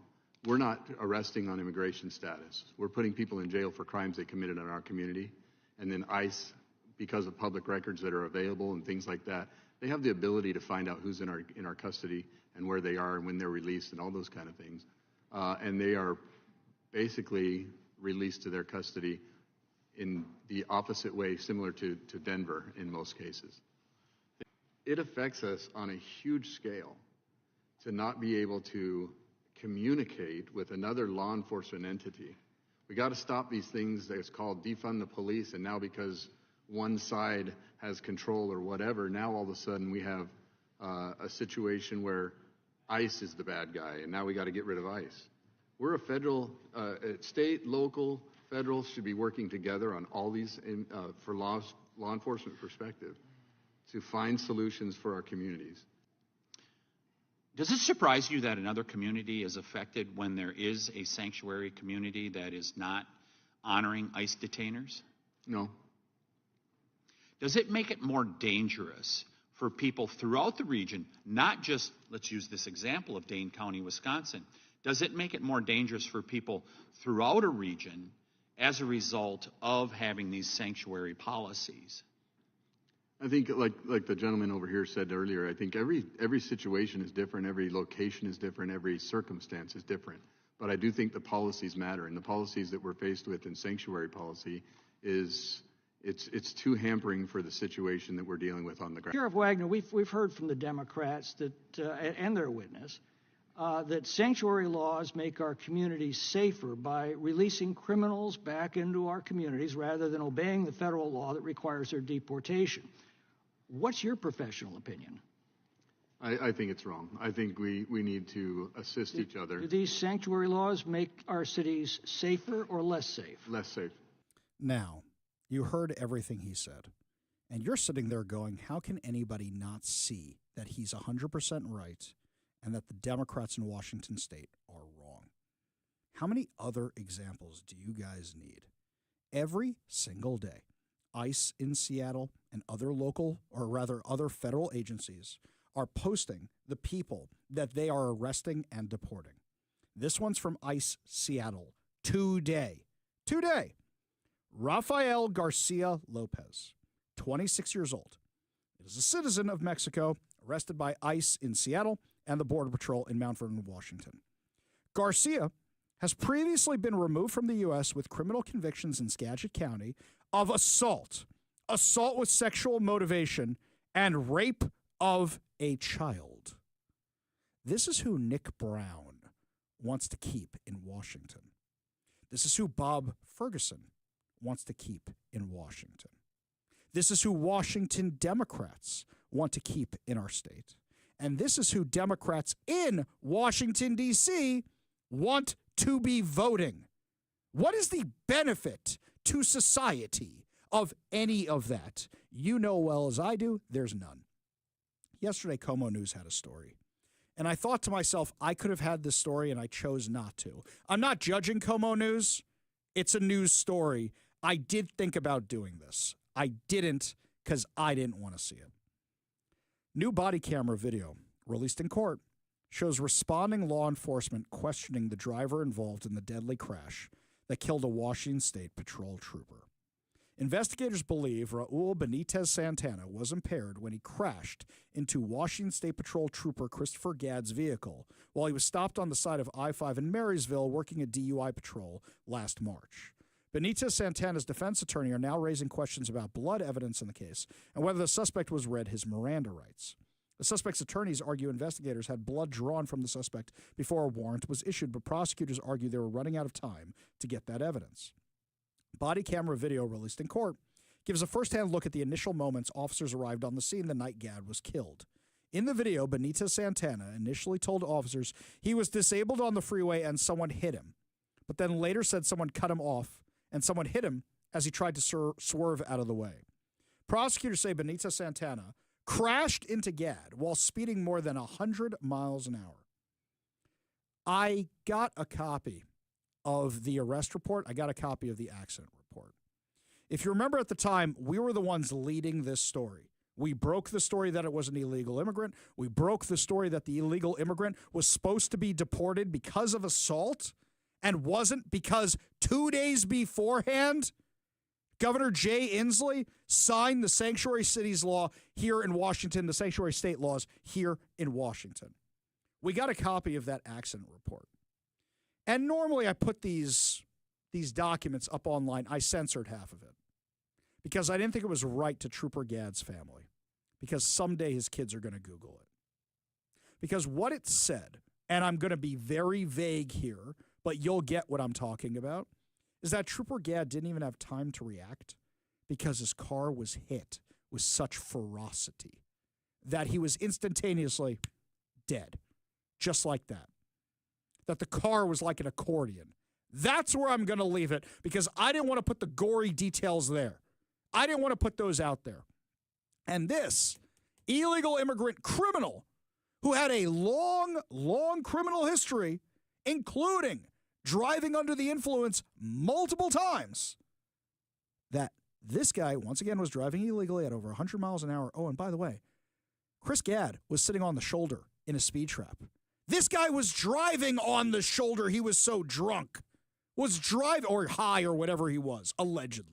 He was driving on the shoulder. What reason would there be for anybody to be driving on the shoulder? But this is who the Democrats want to keep in Washington state. This is who the Democrats want to make sure are able to vote in Washington state. One more story for you, and this one's not from Washington state. The California youth soccer coach charged with murdering a 13-year-old boy who was reported missing by his family, according to Fox News, is in the United States illegally. Mario Eduardo Garcia Aquino, 43, allegedly killed his player Oscar Omar Hernandez in Lancaster on March 28th, and sources told Fox News that Garcia Aquino is an illegal immigrant from El Salvador. Now, according to the prosecutors at the LA County, it was the prosecutors at a press conference. On that day, Omar Hernandez went up to Lancaster to see Mr. Garcia Aquino. 2 days later, he was reported missing. On April 2nd, 2025, last week, his body was found in Oxnard off a road near Leo Carrillo State Beach. No parent should ever have to endure the unimaginable pain and sorrow of learning their child has been murdered. Oscar simply boarded a train, and little did he know that he and his family would know that they would never return. They said that Garcia Aquino is now charged with 1 count of murder with special circumstance, allegation of murder during the commission or attempted commission of lewd acts with a child, making him eligible for the death penalty. Also, apparently he was also charged with a felony count of assault with the intent to commit a sexual offense following his alleged sexual assault of a 16-year-old boy in February. This guy had a track record of doing this kind of stuff. But this is who the Democrats are fighting to keep in the country. This is who the Democrats are fighting to make sure they can continue to vote. Ask yourselves this question anytime the voter ID law comes up. What would be anybody's motivation for saying no to voter ID? It's so that monsters like these characters we've just mentioned can be eligible to vote. We go to the Warrior Injury Law studio line, take a call from John in Lakewood. John, what's going on? Yeah, hey, Ari. Boy, I'll tell you, it's hard to be happy after all the stuff you've been talking about today. But I have a suggestion. Are you there? Can you hear me? I'm here. I'm listening to you just fine, man. Oh, cool. Yeah. Well, I have 2 suggestions that might at least call attention to what has to be done in this state. First suggestion is we need to have an electoral college within the state to elect the governor, where it could be 1 delegate from each county or maybe based on population. I think that would kind of make it harder to elect a governor that can sign all of this stuff into office because we have so many red counties in this state. That would offset the power of the Democrats. That's one thing.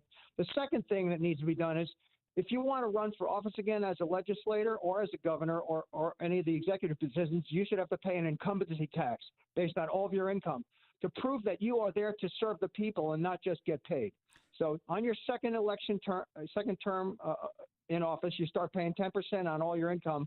That will offset taxation of the people. How about this instead, John? How about we just say, just like the President of the United States has to put all his investments in a blind trust. By the way, I don't know if you heard this nonsense out of D.C. today. They're all saying Trump made money on this. Trump is not able to manage his own finances. He can't even manage his own finances right now. Right. It's absolutely Trump made money on this. And it's Adam Schiff, the one who last time was Russia.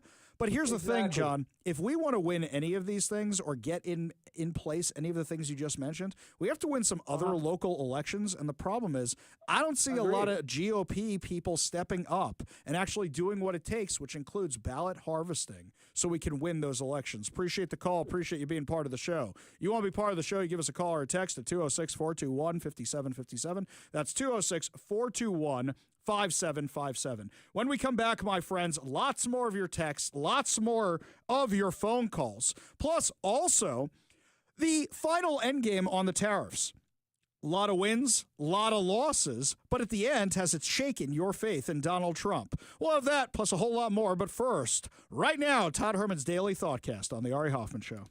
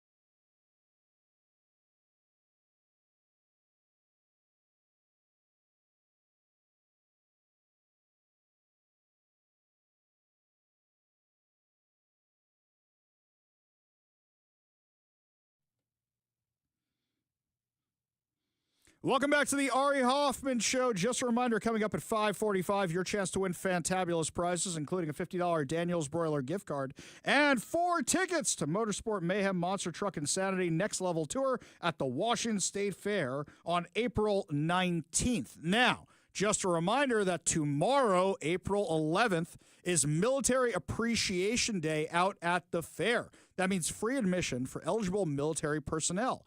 Gate admission is free for all active, reserved, retired military and National Guard and their dependents, plus disabled veterans, when you show your valid military ID at any fair gate on Friday. And the added bonus is we're going to be there tomorrow. Yes, we are going to be there all day long. You're going to have KVI people to come talk to, including Mr. KVI himself, who's going to be there. I'll be there from 1 to 5 p.m., and you will have fresh content on the show, yes, through the magic of radio. I can be in 2 places at one time. Plus, Zach and Phil from the morning show will be there, and, of course, Mike will be there as well. So remember, tomorrow's Military Appreciation Day at the fair, and gate admission is free for all active, reserve, and retired military and National Guard and their dependents, plus disabled veterans, when you show your military ID. Get all details for the fair at thefair.com. That's thefair.com. We go to the Warrior Injury Law Studio line, take a call from our friend Transit Joe. Transit Joe, what's up, man? What's up, man, is, the Democrats are so bad on funding public safety that everybody's favorite anti-Semite has gone 215 days without his mental health evaluation, whether he's competent to stand trial or not, for violating the Bellevue Mall trespass and Alex Zimmerman. Okay, Joe, you had me till you lost me there. Okay, I think we got bigger fish to fry than some guy who shows up and says crazy things at public comment, right? Well, he is an anti-Semite, and we do need to protect our airspace and make sure everyone feels safe participating in public meetings, because we should have more Jews giving public comment, because after all, we listen to a super Jew for 3 hours, and then we have the greatest Jewish American president giving Redmond a golden age in President Vanessa Kirchner. So clearly, with the golden age in Redmond about to really kick off on May 10th with new sexy white rail, we need to deal with anti-Semites, and we need to tell the Democratic Party to get their head out of their butt and make sure that when somebody could be incompetent to stand trial, that they get their evaluation within, say, 180 days, 90 days.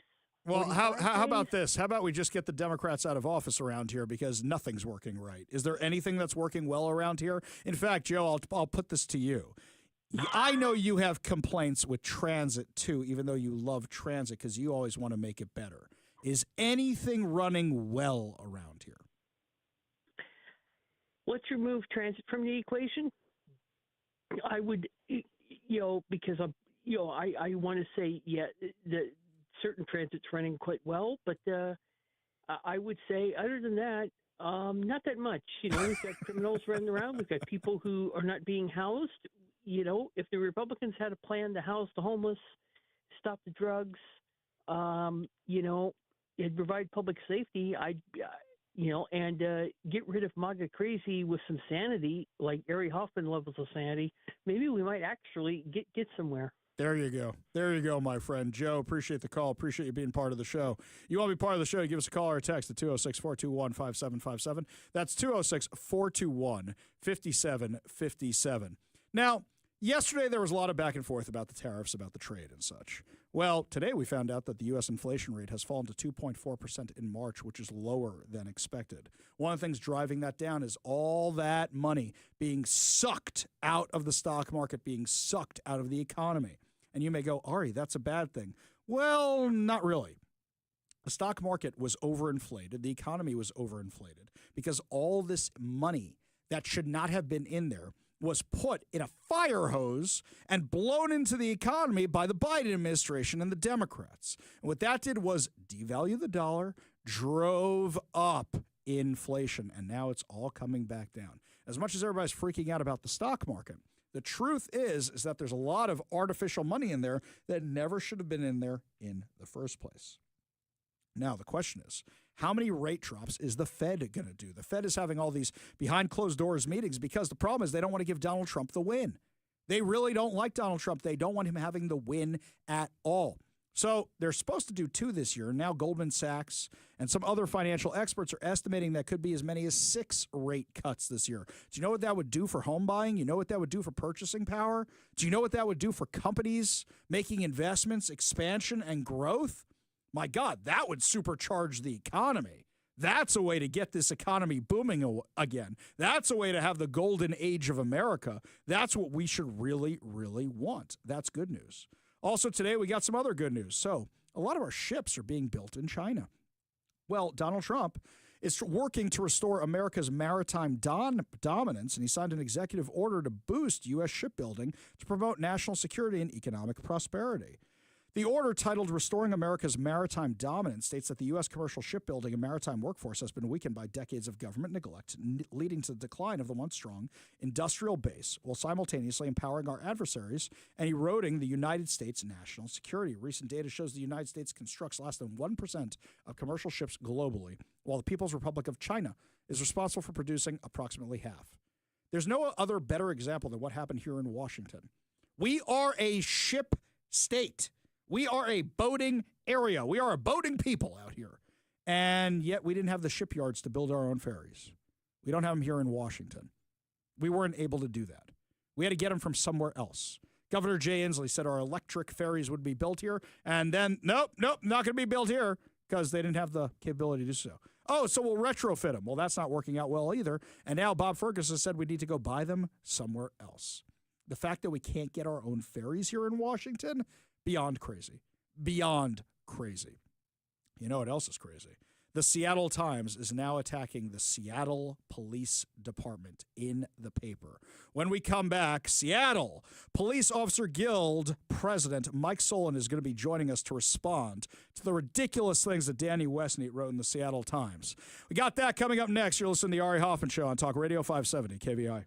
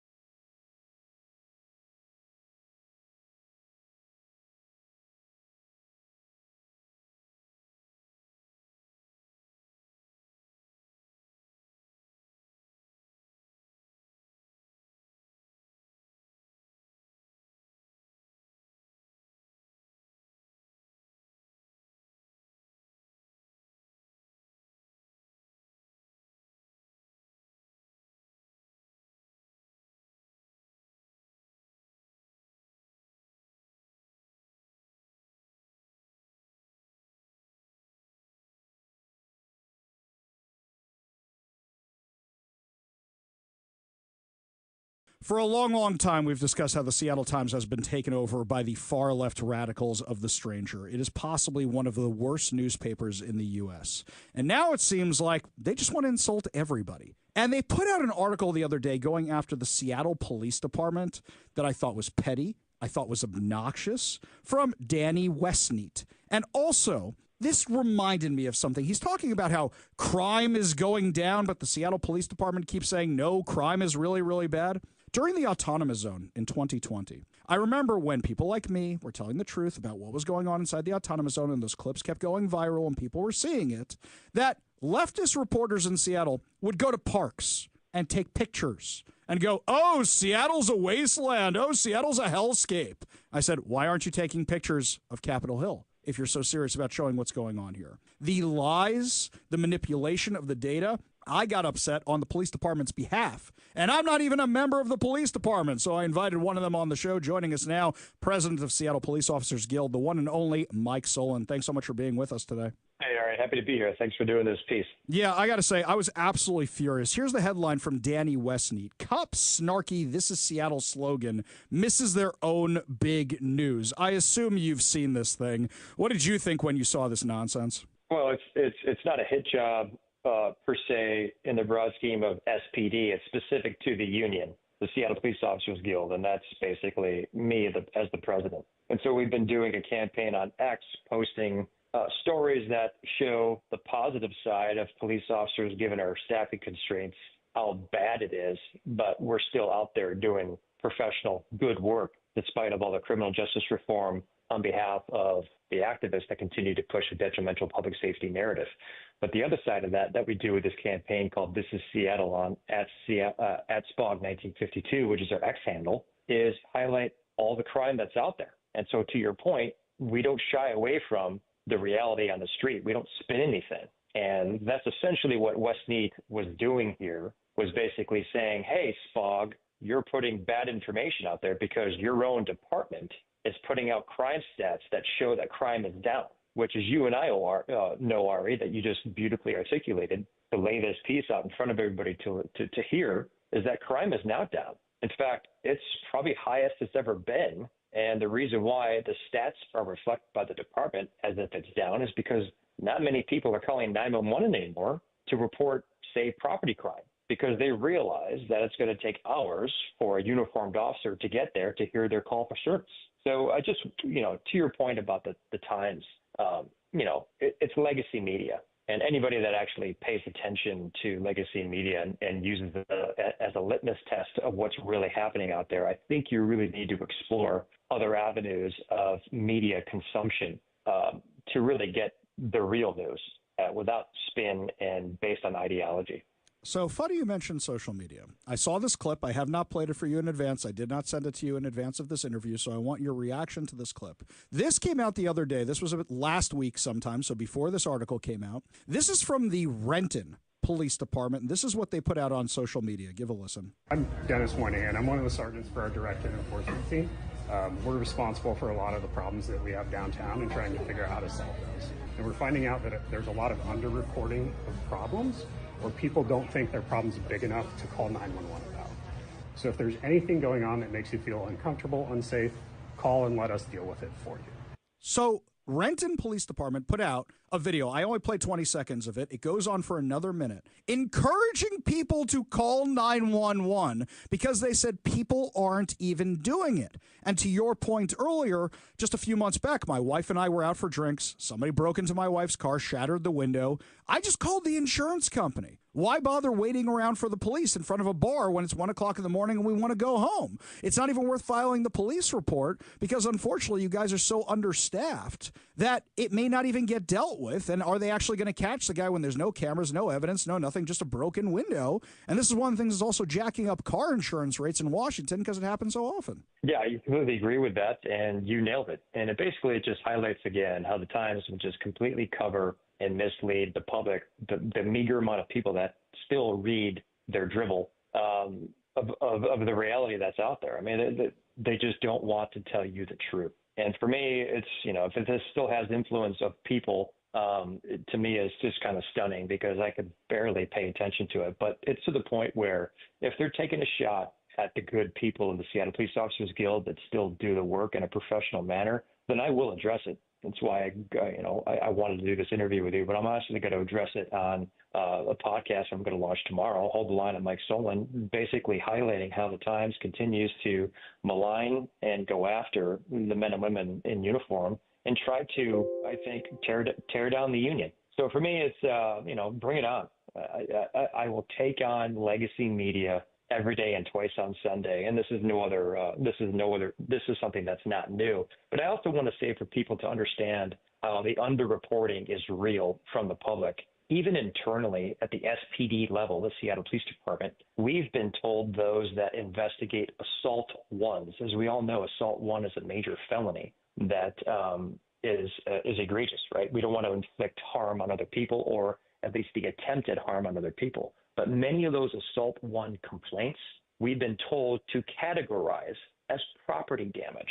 Wow. So if you really want to talk about the statistics of crime being down, it's because the activist effort to influence the agency and try to water down our policies or the way that we report the crime stats, that's another play internally. So those crime stats, I want people to understand you really need to think more of a broader scale of what's the real story. And I'm proud to say that we continue to put out the truth. And then we do that with the assistance of great shows like you have already that have broad reach, and we appreciate the opportunity. I'm just, I'm not surprised by this West Mead Seattle Times story. I mean, it happens about once every 6 months, whether it's Mike Carter from the Times or Danny Westmead.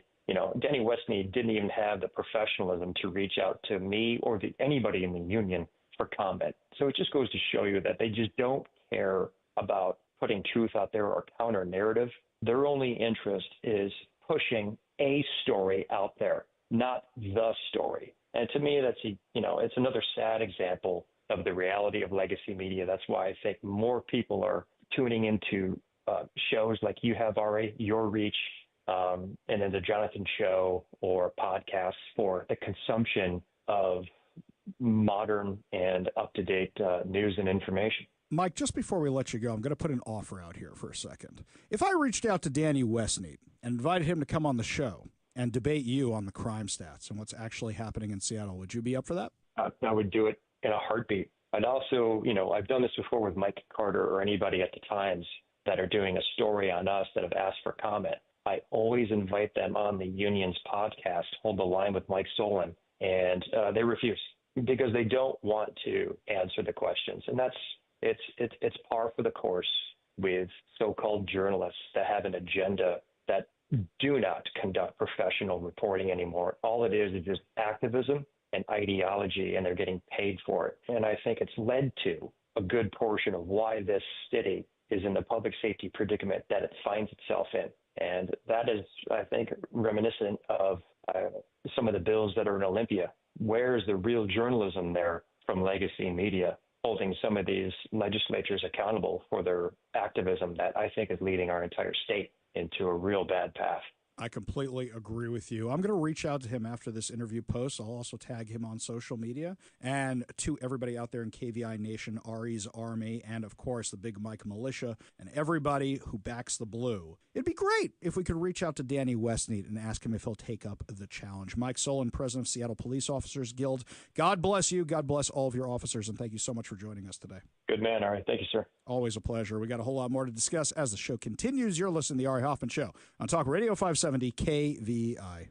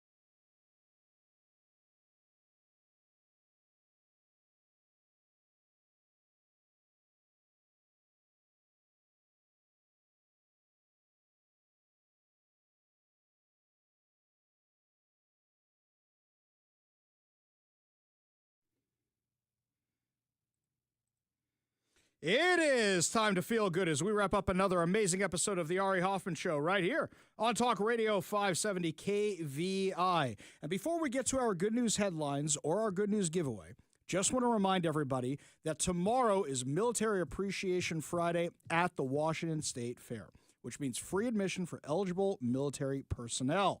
For all active, reserve, retired military and National Guard and their dependents, plus disabled veterans, when you show your valid military ID at any fair gate on Friday. As an added bonus, we're going to be out at the fair on Friday. You just got to look for the KVI booth, my friends. We will be out there. That's right. I'll be there.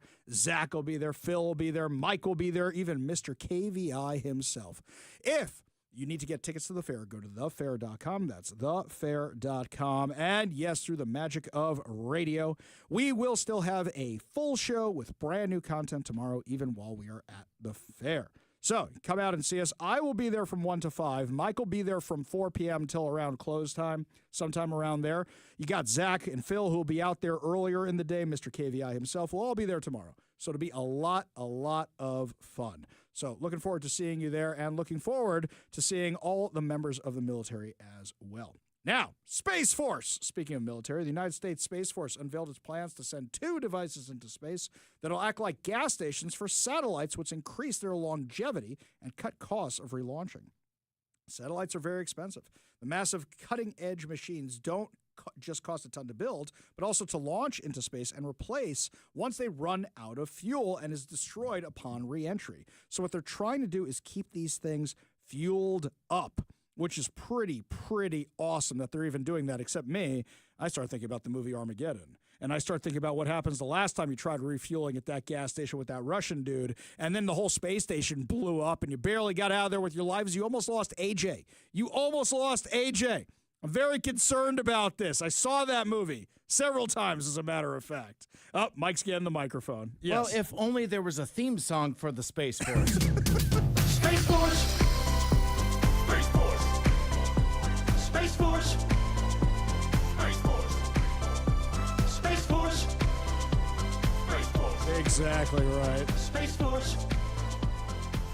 Oh, the Space Force. That TV show was such a disappointing, by the way. Just like the land, the air, and sea. Oh, God. We have the Army, the Navy, the Air Force, the Space Force. My new national strategy could be... All right, let's do Fantabulous prizes. No more Space Force song. Before I forget, your chance to win a $50 Daniel's Broiler gift card. Daniel's Broiler has been a Seattle favorite since 1980. Features USDA prime steak and other specialties, including chicken and fresh seafood, as well as a selection of high-end spirits, wine, and cocktails. Check out danielsbroiler.com to reserve a table, place your takeout, delivery, order, and more. We're also giving away a copy of 7 Steps to a Successful Retirement and a bonus of the Little Red Book of Retirement by Brian Evans of Madrona Financial and CPAs. Visit madronafinancial.com for more information and discover how you can create a rooted wealth plan today.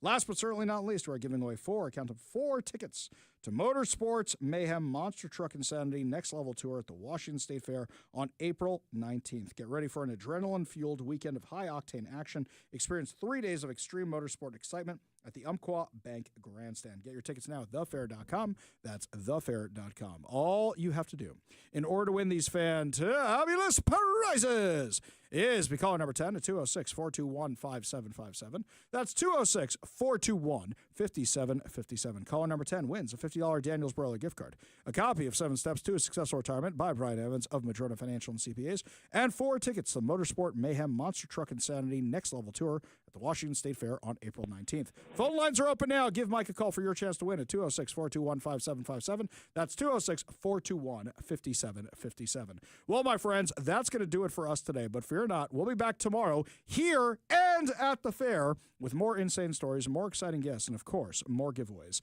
You've been listening to The Ari Hoffman Show on Talk Radio 570 KVI.